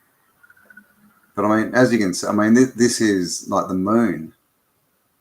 You know, so it's, you know, the frequency of the moon. So it's all the same. You know, there you go, nature, right? The Nautilus shell is fire, right? The Fibonacci spiral. Oh, come on, pictures. Everything. It's crazy how much my alchemy experiments, Fibonacci spiral, self-form and self-creates it with layers of water. It's absolutely nuts. The self-organization blows my mind. Yeah, JP, you there? What one crazy laser you got, my friend?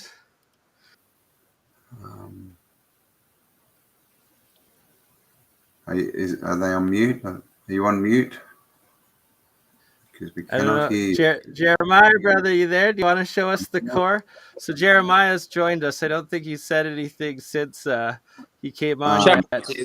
But he's built the inner bifilar coil. Okay. Oh, yes, sir. There you are. Yeah.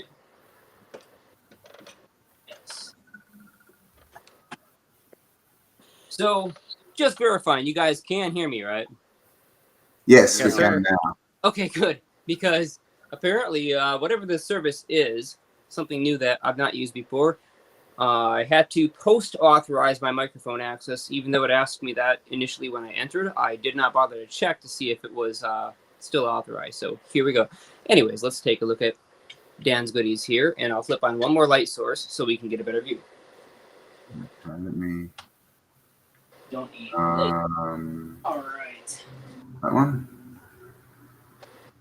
So, what we're looking at here is the top hemisphere coil, and we can tell it's the top because the way the wire is oriented here, we've got our red side of our split conductor wire facing up, and this is the bottom side hemisphere. If you look at it straight on, you see it's looking black. So this is where our negatives are all facing down. Now, just to point out, the Earth, the big ball that we're living on, is negatively charged. It's negatively charged to a very high degree.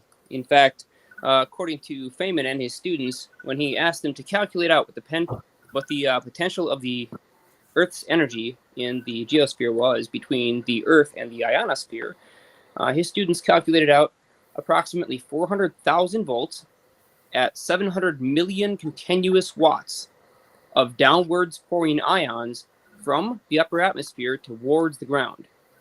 Now, 700 million watts may sound like a lot of power, but it's actually not. If we consider what we use just nationally, I mean, we're talking many, many, many gigawatts. Or if we're Back to the Future, many gigawatts. In either case, we need a lot more power than that. But a funny little thing happens when you draw power from the upper ionosphere. As you drain the ionosphere and bring those positive ions down and create a nice plasma ionized path for you to tap your machinery into. They neutralize out the localized ground charge, but there are so many electrons capable of separating that as those positive charges are impacting the ground, they actually create heavy isotopes, freeing more electrons to neutralize out charge. And once you drain the ionosphere, it creates more of a positive or more of a negatively charged space than previously, because it's normally highly positively charged. That means solar particles coming in from our sun are repelled. But in this particular case, as we take more of that positive charge out of the ionosphere, and it becomes slightly more negative, that means more particles from the sun actually enter the Earth's atmosphere. So it's basically inexhaustible. It's not 700 million watts limit. It's many, many gigawatts that we can tap.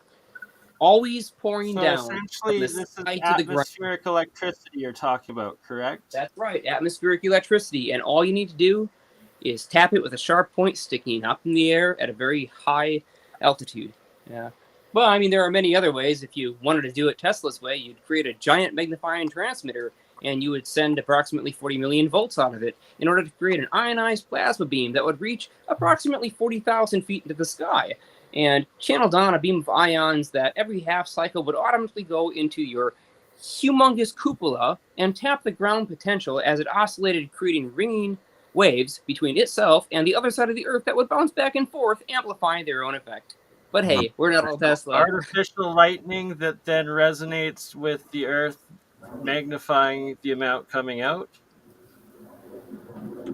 According to the reports from the time, a bright whitish blue beam that continuously roared like thunder was seen and heard from over 50 miles away. Far out. Beam. So not a bolt, but a beam. A beam. That's right. It's an ionized plasma channel. Electricity wants to bunch into the most convenient and lowest resistance path. Yep. The fastest time, if you will. And what it likes to do once it starts to formulate a plasma channel is it will want to keep on flashing. So we've all seen videos of a lightning bolt flashing multiple times. And if the wind is blowing at a fast enough speed, we even get that glory of watching a lightning bolt move from the left to the right or the right to the left. And we get what we call the streamer effect, where you get multiple iterations of the same path right next to each other. Well, the truth is that if you continuously fire that lightning bolt, not maybe 4 or 8 or 15 times, but if you continuously fire that thing 44,000 times a second, well, eventually the plasma is going to become most conductive in the shortest line, which is a line, meaning a beam. And that's the way it naturally forms. It's the easiest way for electricity to leak from the ionosphere down to the Earth, and it takes its shortest path in a very effective way, as nature always does. So, okay, so he was creating a negatively charged space. Ion antenna. Yeah, a negatively charged yeah, and it was running down the middle. Neutralize the ionosphere. So is that similar to what happens when it rains? Very. The rain droplets will carry down positive ions or positive charge as those positive ions actually impact the clouds or the water droplets in the clouds, and they rip electrons out of those water droplets in order to neutralize. So as those raindrops fall, they also create a downwards air current that neutralizes the ionization. But the ions were already in a certain volume of atmosphere, so as they're stripped away from their previous position, they create what we know as charge separation. Well, with charge separation, the voltages start rising. And instead of a nice smooth gradient for slowly drifting ions down to the ground, now we get tremendous potentials built up, hence lightning bolts. Okay. Okay, very good. Nice. And yeah, okay. So that's why everyone feels good when it rains, when all the birds come out and start chirping and yeah. Can you explain the bifilar coil, like the double reverse difilar core that you've got on Daniel's build? Yes, let's absolutely do that.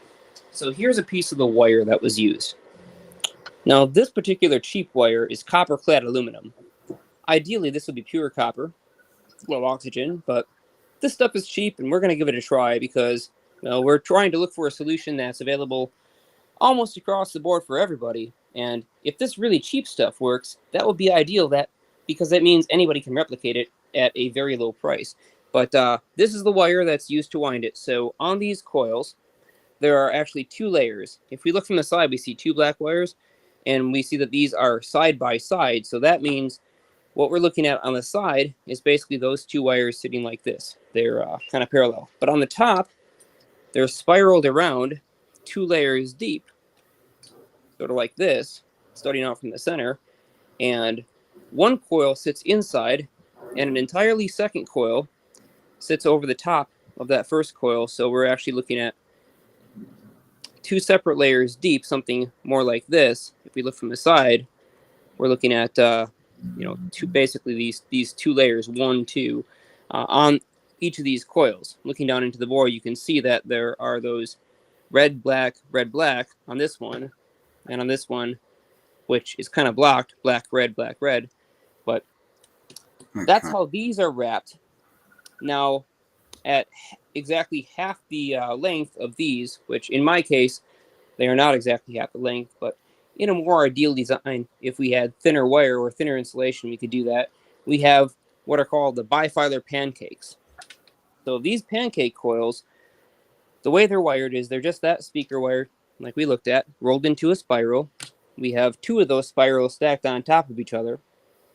And the red wire from one side, as we can see here, this is the crossover point, so let's take a close look.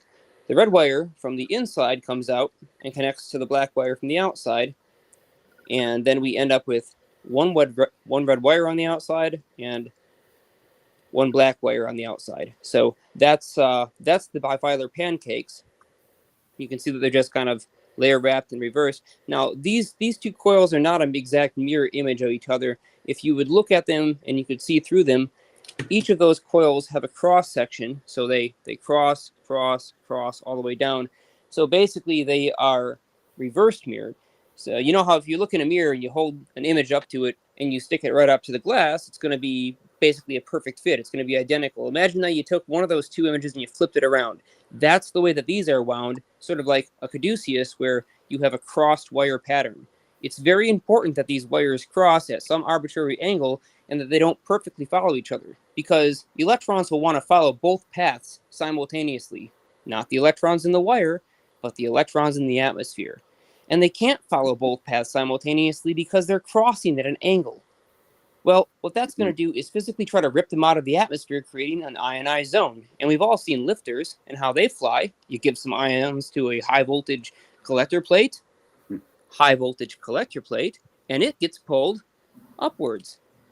This thing's effectively creating ionization at a very low potential once we get it resonating correctly. And the reason why we already polarize this is because we've got a DC charge on these 2 coils. Even though technically they're connected, one side to the other is a very small voltage difference. In this case, it's only about 0.8 or 0.9 volts. But nevertheless, the bottom side has a net negative charge and the top side has a net positive charge. And that means this thing is going to have a preference to create negative ions on the bottom as those fields cross and positive ions on the top as these fields cross. And, well, positives are going to try and neutralize the negative side, and the negative side is going to try to get towards the positive side, but we're closer to Earth than we are to the sky, which means the negative side repels the ground charge.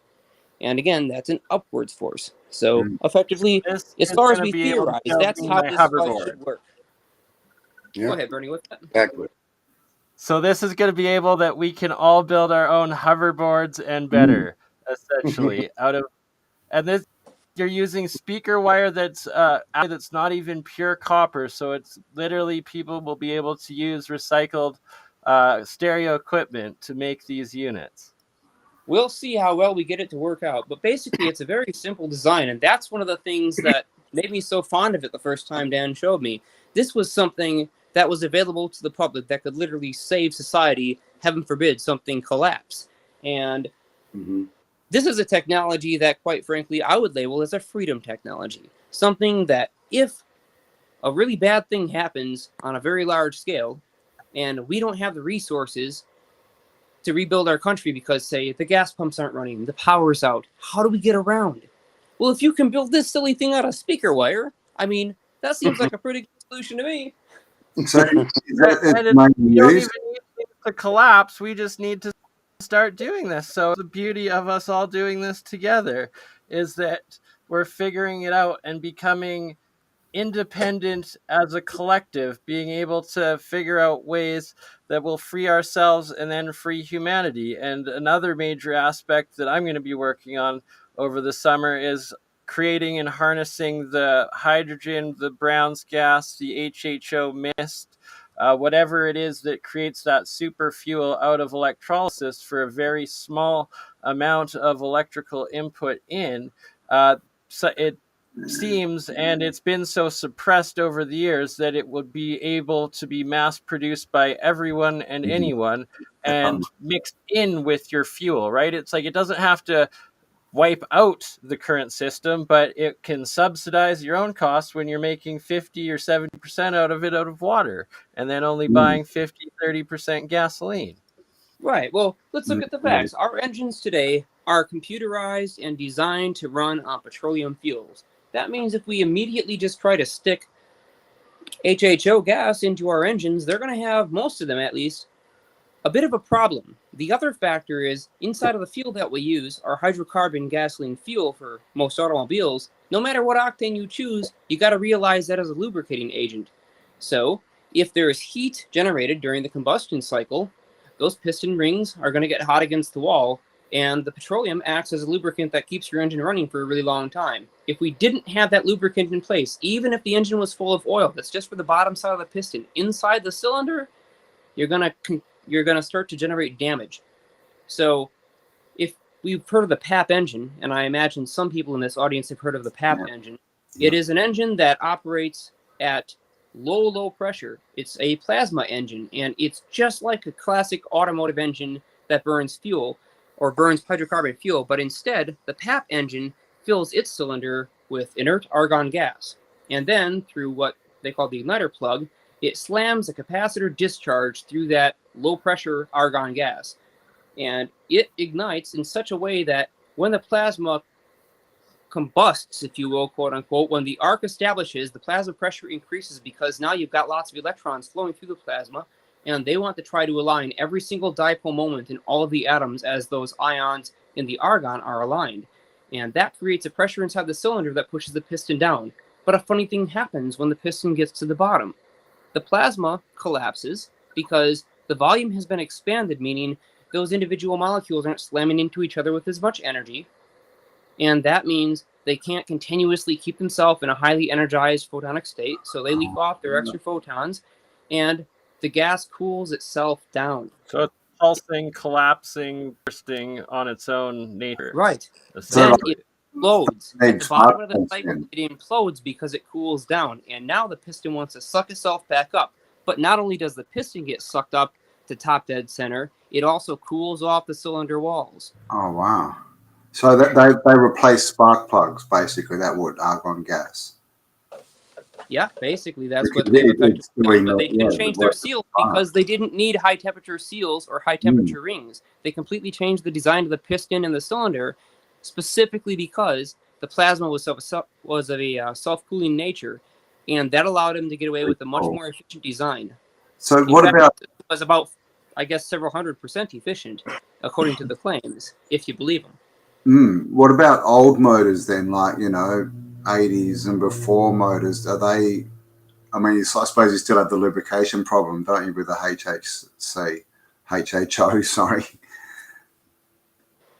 Yeah, for the most part, you still would. Even if you do... I heard diesels are good for it. Is that true, that the diesel engines can easily be converted to the HHO? Yeah, what are the biodiesel?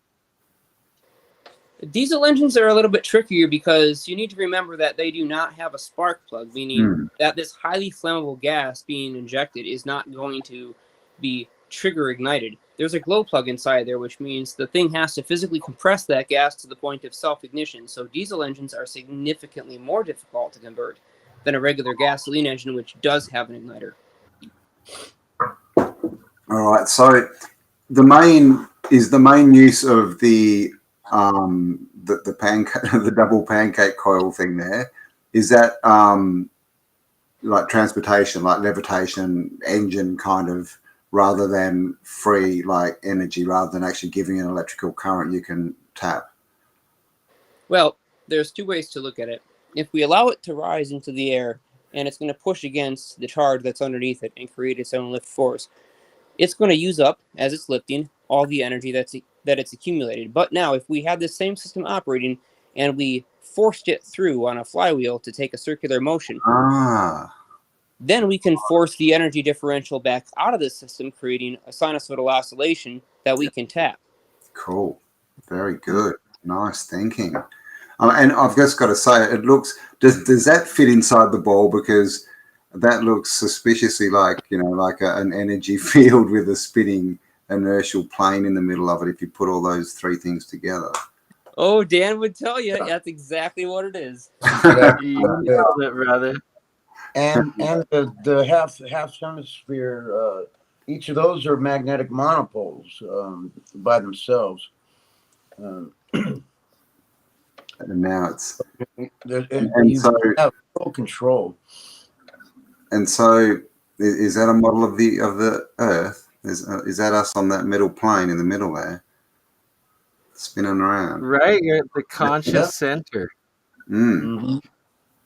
Wow. Okay, so it looks an awful lot like the Keshe ones too. That sorry, just one comment that it looks an awful lot like the Keshe reactors where they put bismuth gold titanium combination in between it and have it react, and then pulsing that with some frequencies. My goodness, it's going to be a fun future. Well, I say let's hook it up and pump it with the audio amp so we can at least hear it a little bit, and we'll just go ahead and do that now. All right. Did you have something to say? I don't need to change I've never the tried this subject on before. this. I mean, like I'm just literally ringing this up right now. I've not ran this like this before, so I figure, what's the worst that could happen? We're praying Jeremiah doesn't blow up. It's a world first. If I do, it will be epic. I promise.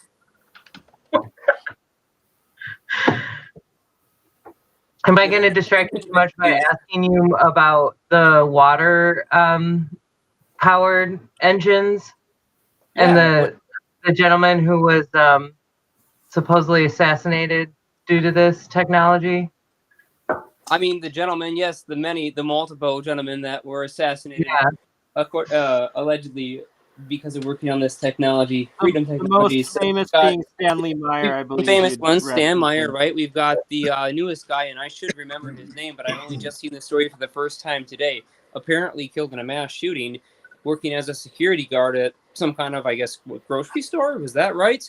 But also the developer and replicator of Stan Meyer's technology. Oh. Yes, rather ironic. Wow, I hadn't heard that. That's intense. Oh, if only we could play a news clip of that. Now, I'm on a cell phone, so I'm certainly not equipped to do that, but if somebody else were to, I couldn't say anything to the alternative. News clips, sadly, usually are copyrighted and screw us over on freaking algorithms. Well, I suppose it could be, but for the sake of scrutiny, speculation, or criticism, technically it's under fair use authorization. It is a news clip, after all. We just have to be clear and state that it is under fair use. There's lots of them. Hang on. Let's see if I can hold it up to the mic and maybe you can hear it. I think I did already. I have I guess I was tested. I can hear like lower decibels and higher frequencies, but yeah, I can hear it. So I'm just playing some basic audio into it right now. It is powered up. We can see that we have 5.7 amps going into it. The voltmeter does say 0.5 volts. It's probably something closer to about 3.5 volts. I blew my voltmeter when I was doing scalar interferometry testing with two different coils. Unfortunately, when you combine high-frequency wave outputs to fry your equipment, it's one of the inevitable outcomes. Oh, I can hear it's getting louder. So here's a magnet. This will really let us hear it. And I'm just going to place this next to the coils.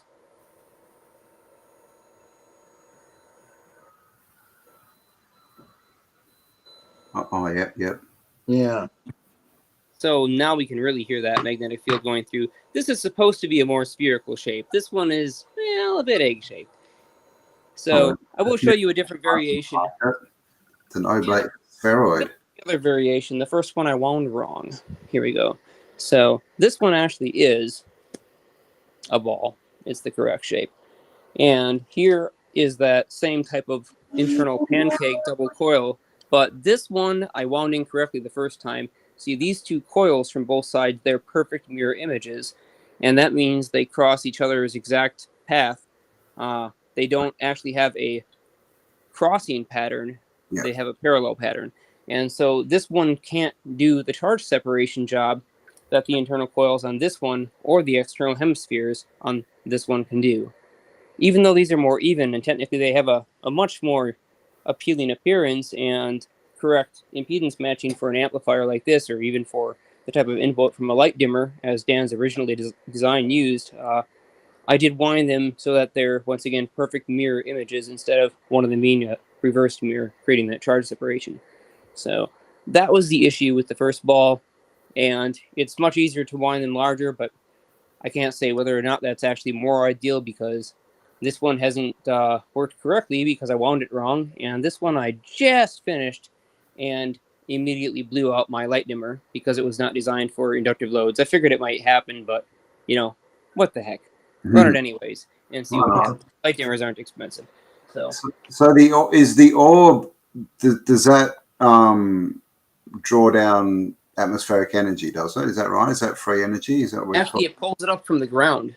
Pulls it up from the ground. So basically that's a vehicle there, like the outside's the energy source and the inside's the propulsion, yeah?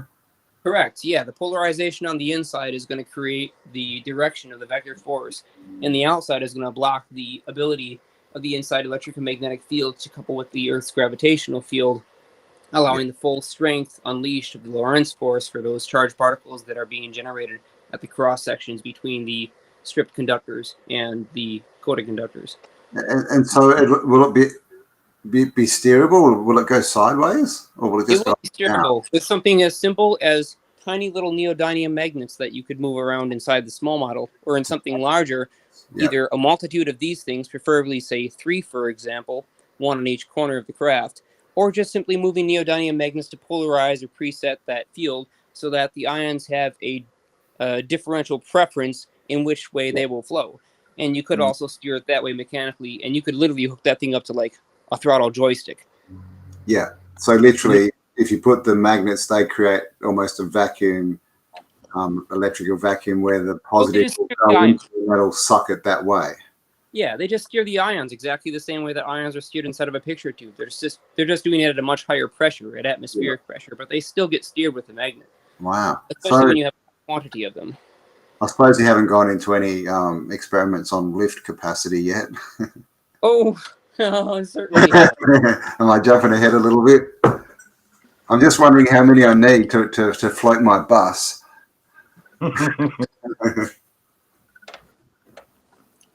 Well, there are some things I will talk about and some things I won't. Me too. And I will certainly talk about. And what we have here is a little audio matching transformer. And what this does is it can take about 12 volts input, standard car battery, and jump it up to about 90 volts output. That 90 volts output is being pumped to 3 individual piezoelectric transducers. Now these things are super duper cheap on Amazon, eBay, Banggood, whatever. Super cheap. These transducers, apparently, according to the pictures from Alexei Cherikov, the guy with the Grabby flyer, he used just one of these in the top, in a cone, to focus that sound wave down. So in this case, we have 6 magnets on the lower disc, and we have a serrated surface on both lower and upper discs. And what these will do is create a modulation to the ionized field already generated at the surface of the discs. So the discs are pumping out ions at the sharp edge, and they're being rotated around because trapped charges on the surface of each disc are basically grabbing hold of the ions that are being generated as a result of the sharp edges. So give me one moment, I'll show you the gravity. This silly little thing. Now, I don't have the ultrasound installed. I haven't been working on this because I've been working on a solid-state version of this that I'm not going to show today. And I haven't been authorized to show that. Anyways, so there's a This textured is Jeremiah, our super engineer. doing what we do, right? Just trying to solve the world's energy crisis and create levitation because we all want our friggin' flying cars, and we were Yeah, promised. man. I was promised a flying car back in the 80s, man. Where is it? Yeah, where is my flying car? I want that damn thing already. And even, So, you know, anyways, the health ions safety fly belt. off the edge, and this thing traps charges on the surface. You can see that the internal surface is different than the external surface. Charges try to get through this material and attract to the center disk, which is grounded through this Tesla coil right here. It's short and stout, and the reason why it's not an extremely tall coil is because we can pump serious current through it due to the better impedance matching and high coupling coefficient of this variable movable primary coil.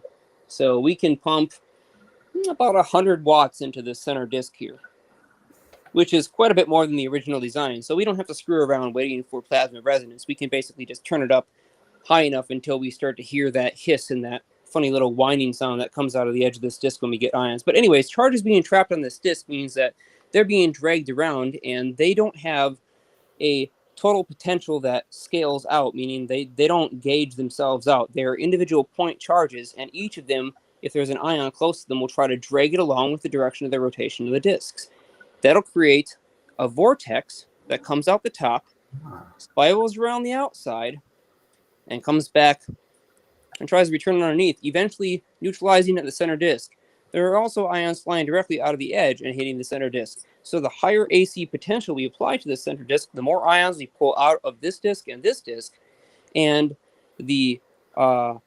more we get to physically move up and down the charged ions. As this plate goes positive and we have positive ions on top, they're going to be pushed upwards. So you basically have this transducer-like motion.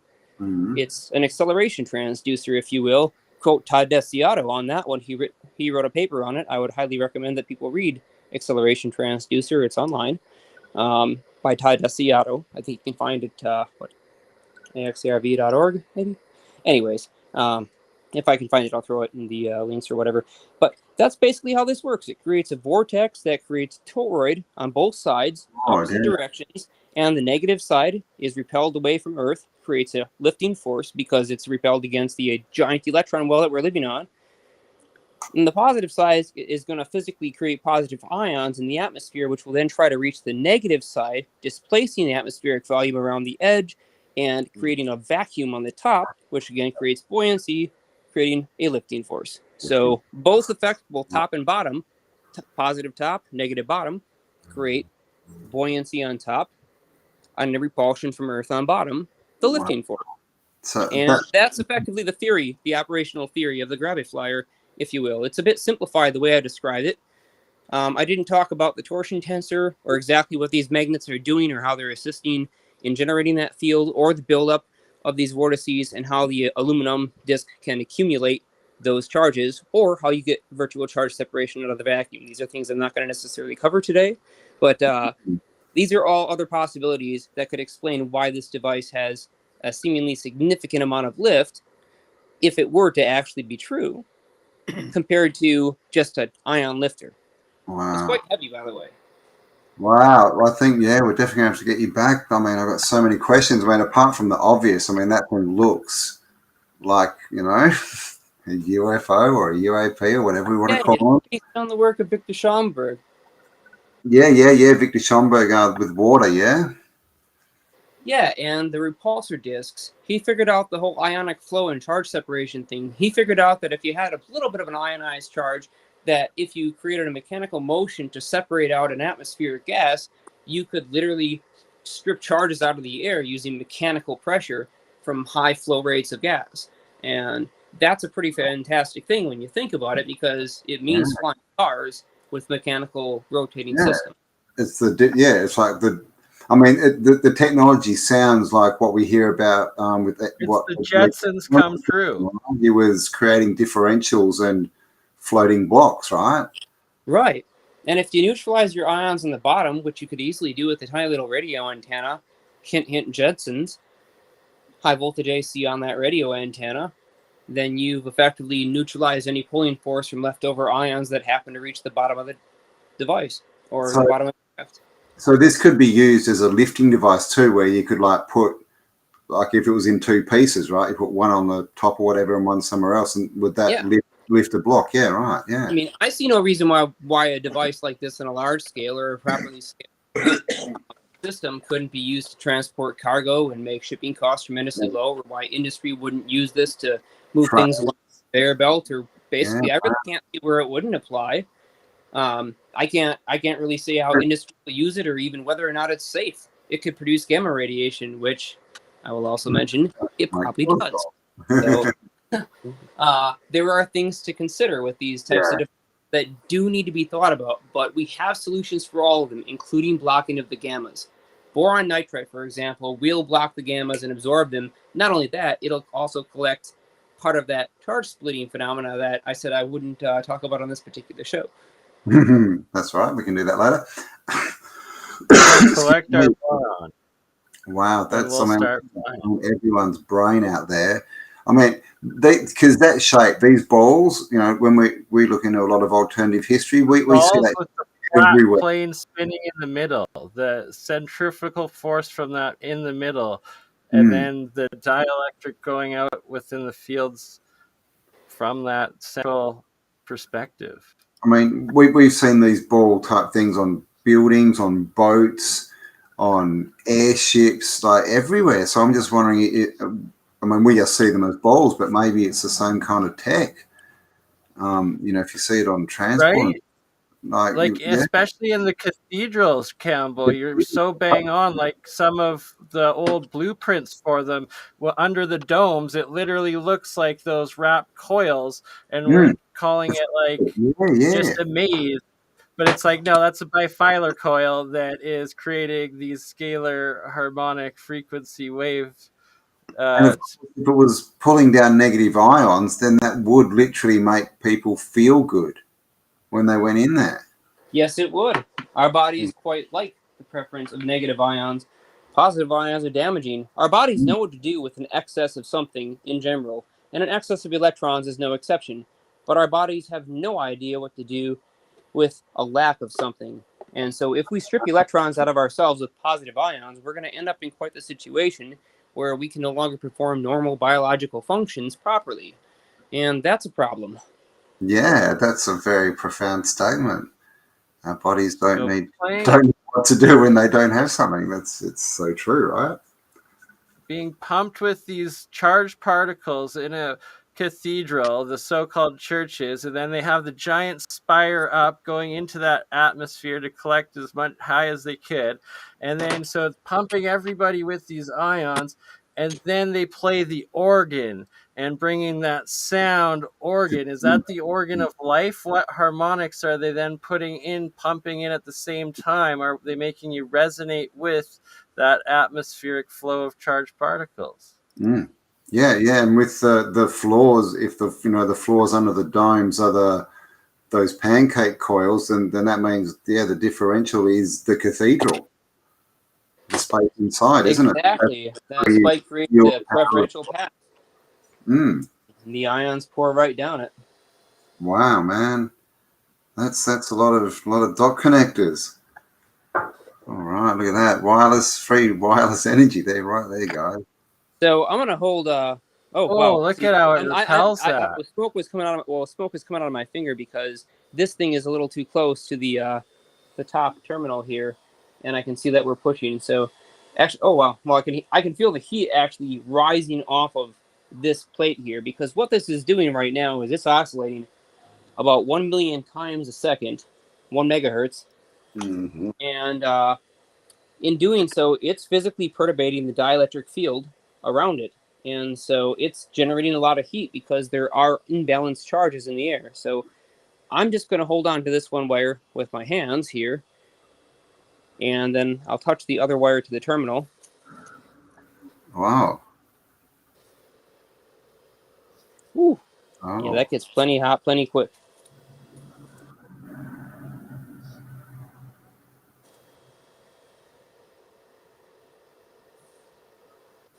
So a lot of power coming out of this thing, anyways, to say the least.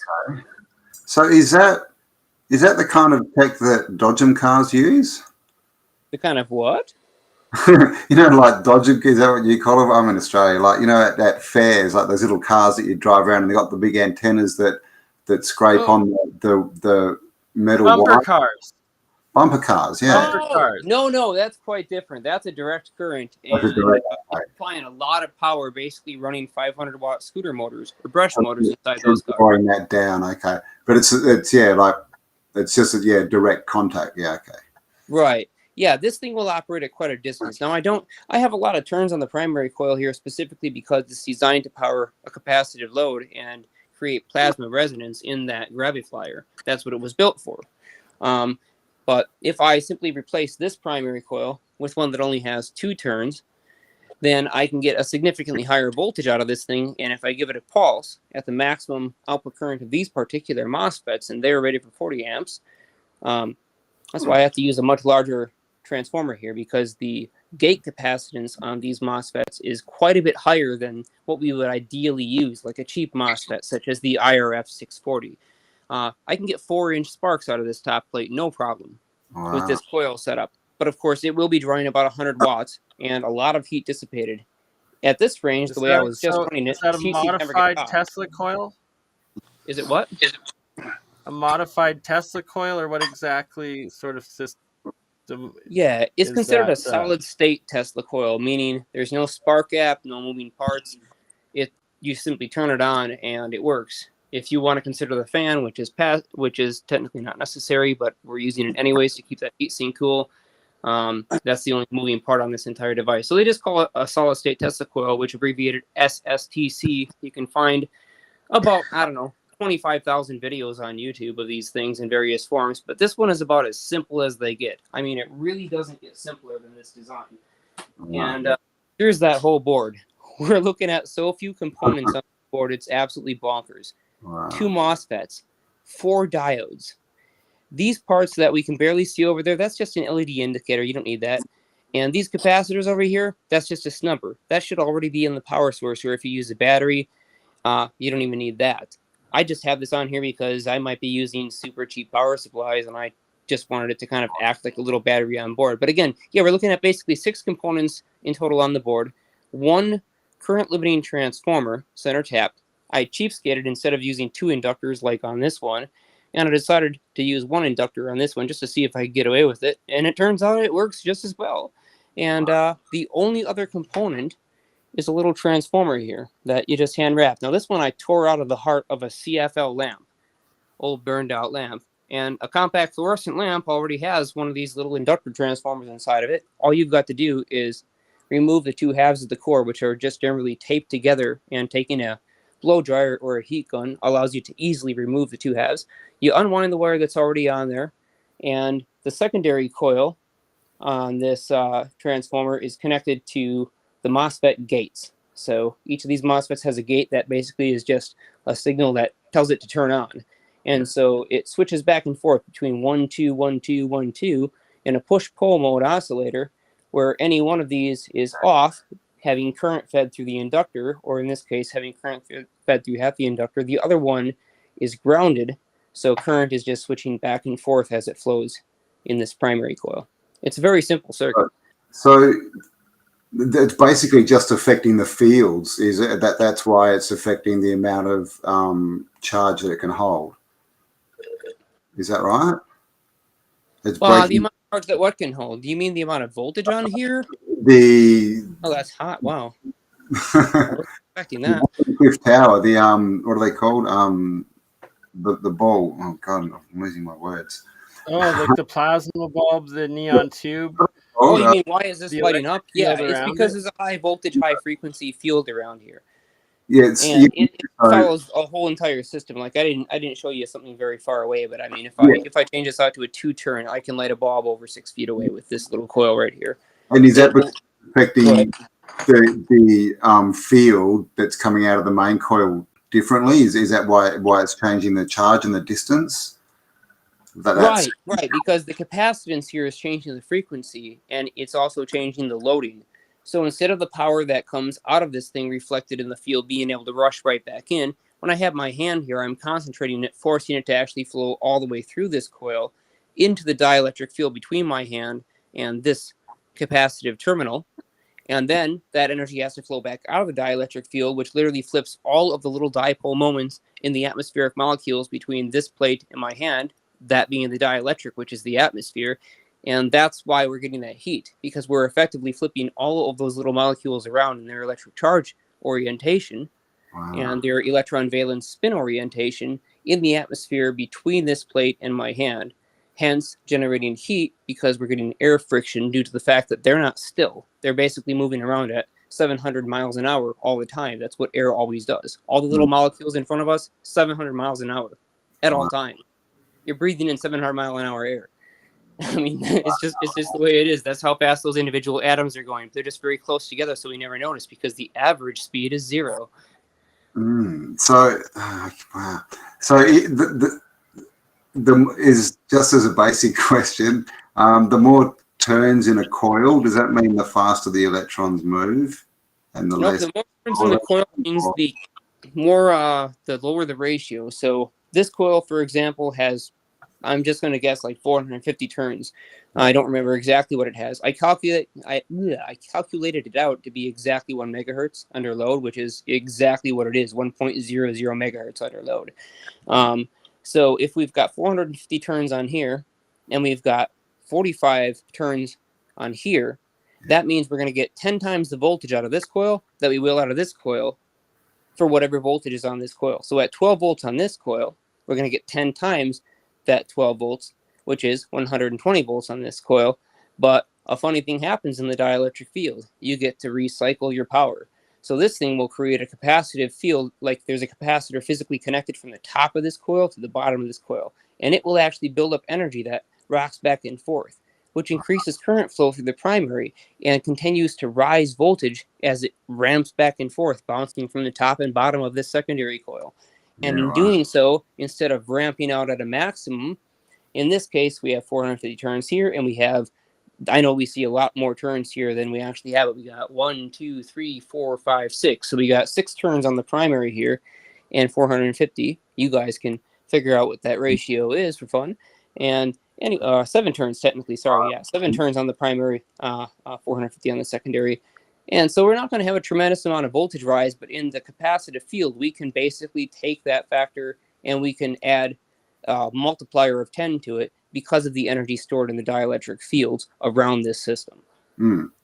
Yeah, I mean, you know, we're told every action has an equal and opposite reaction, aren't we? But you know, with all the energy sources we're shown, none of them do have an equal and opposite reaction, right? They just get sucked up and disappear.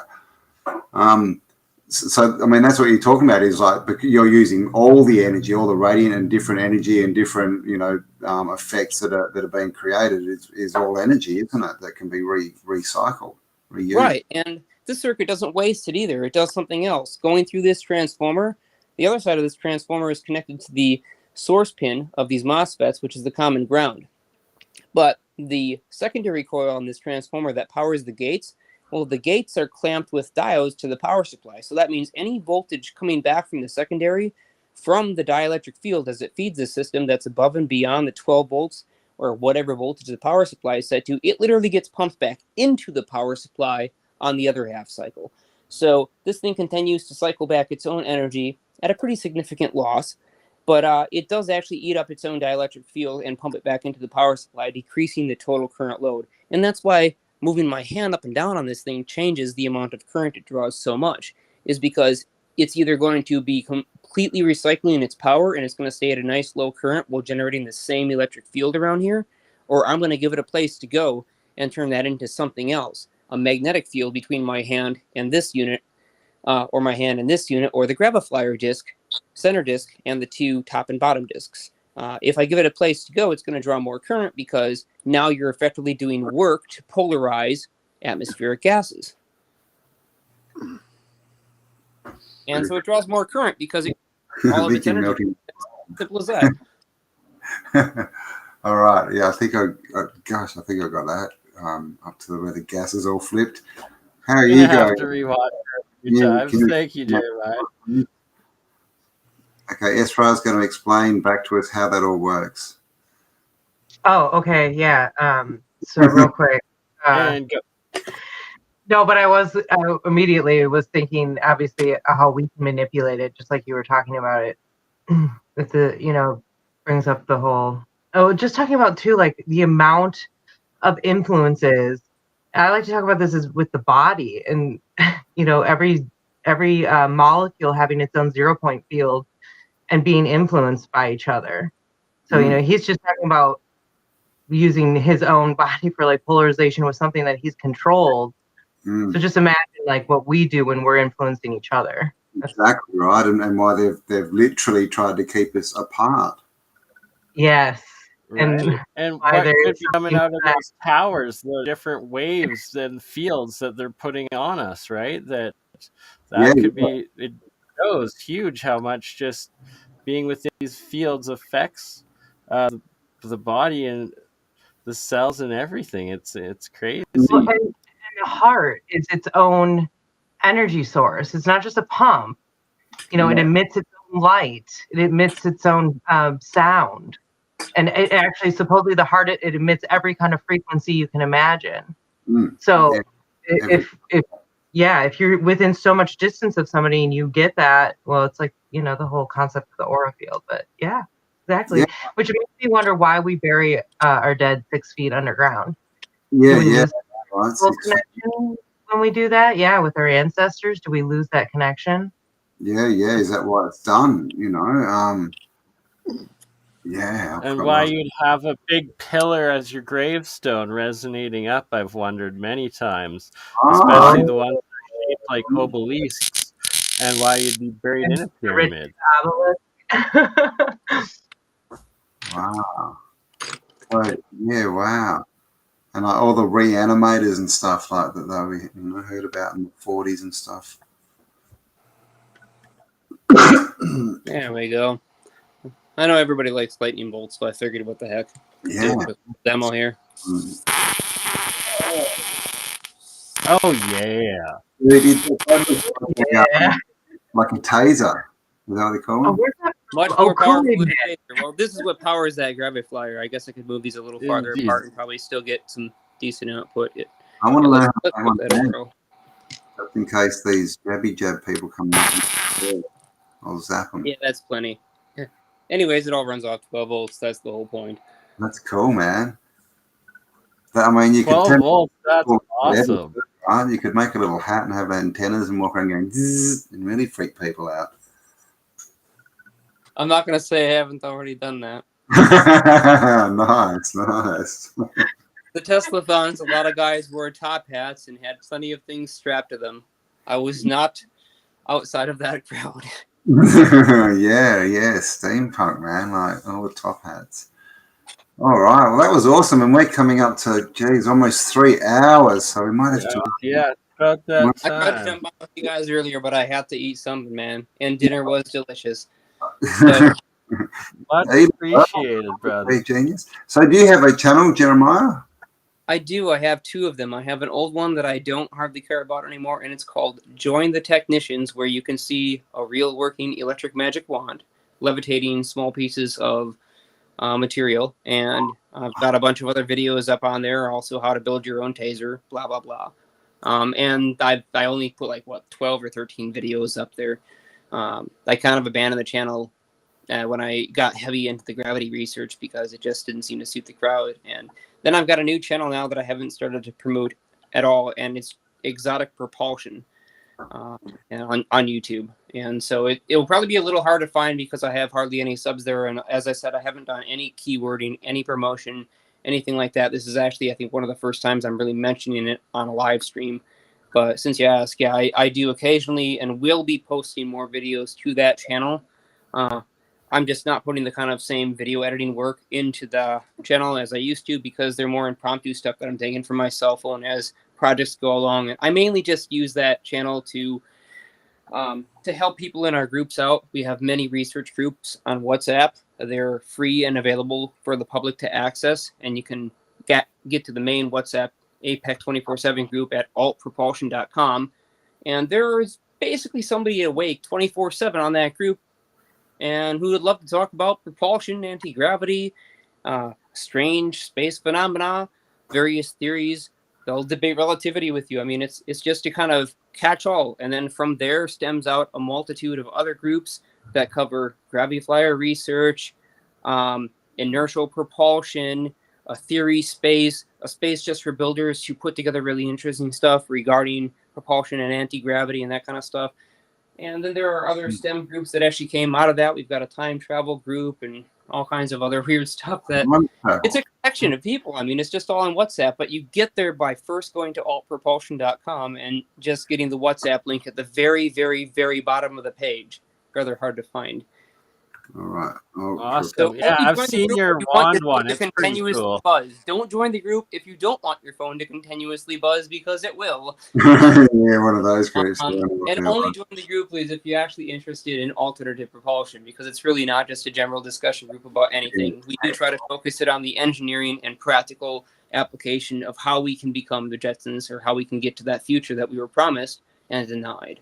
So that's the purpose of why Mark and I originally threw together APEC. We were basically kicked out of Estes Park because we were a little too fringe.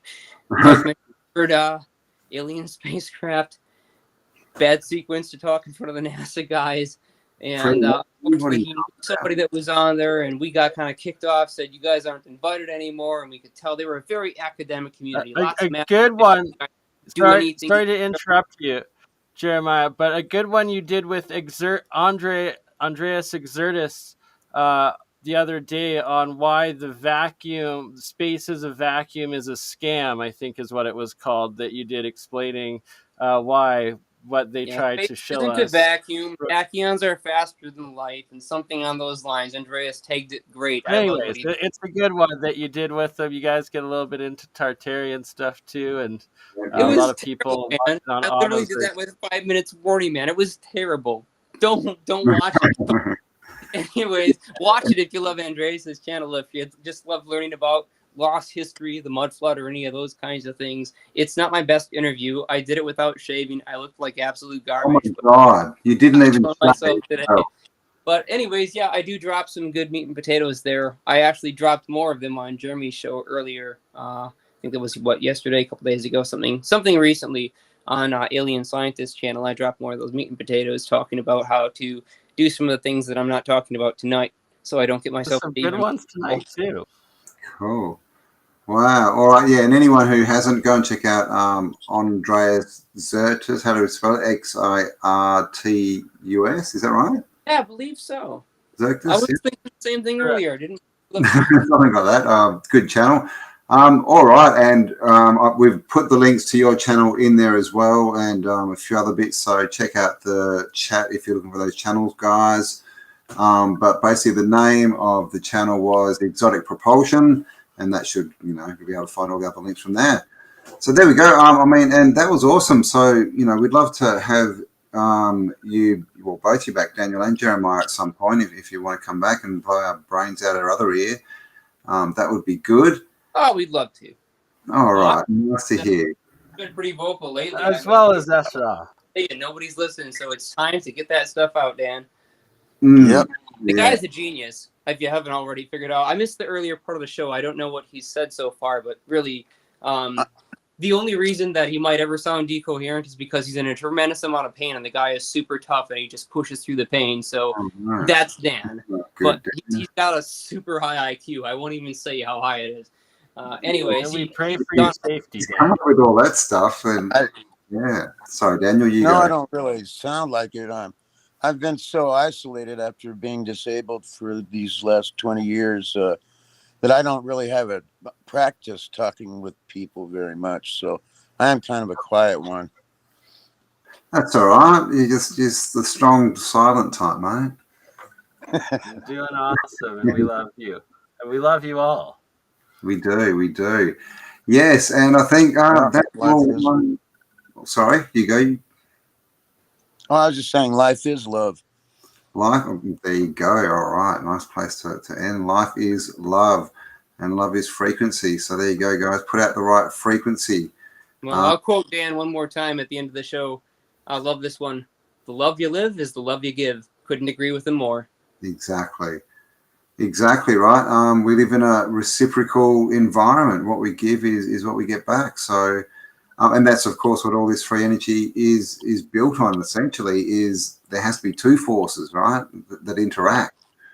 So, I hope you enjoyed that one, guys. So we'll give you some time now to scrape your brains off the floor, because no doubt they're everywhere after that little speech. But we'll definitely get Daniel and Jeremiah back and sort of get into that, and because I know there's some pretty big concepts there, and a lot of us aren't, electrical engineering geniuses. But we definitely want to build our own flying spaceships and buses, so we need to get you back. So thanks for joining us, guys. Thank you, Ra, for joining us as well and giving us a little bit of information on sleeping and frequencies. Thanks for having me. No, Thanks right. for having us. Yes. Yes, you're welcome back anytime, everyone. Of course, Burn Eye, Mind's Eye, Third Eye. I stuffed that out, didn't I? Burn Eye, Third Eye, Mind's Eye, Science Guy without the bow tie, and the longest name on YouTube. There we go. So thank you, everyone in the chat, for joining us. We love you all. Remember, you are what you give. So give the right thing, and that's what you will live. And until next time, we bid you all adieu. Bye for now.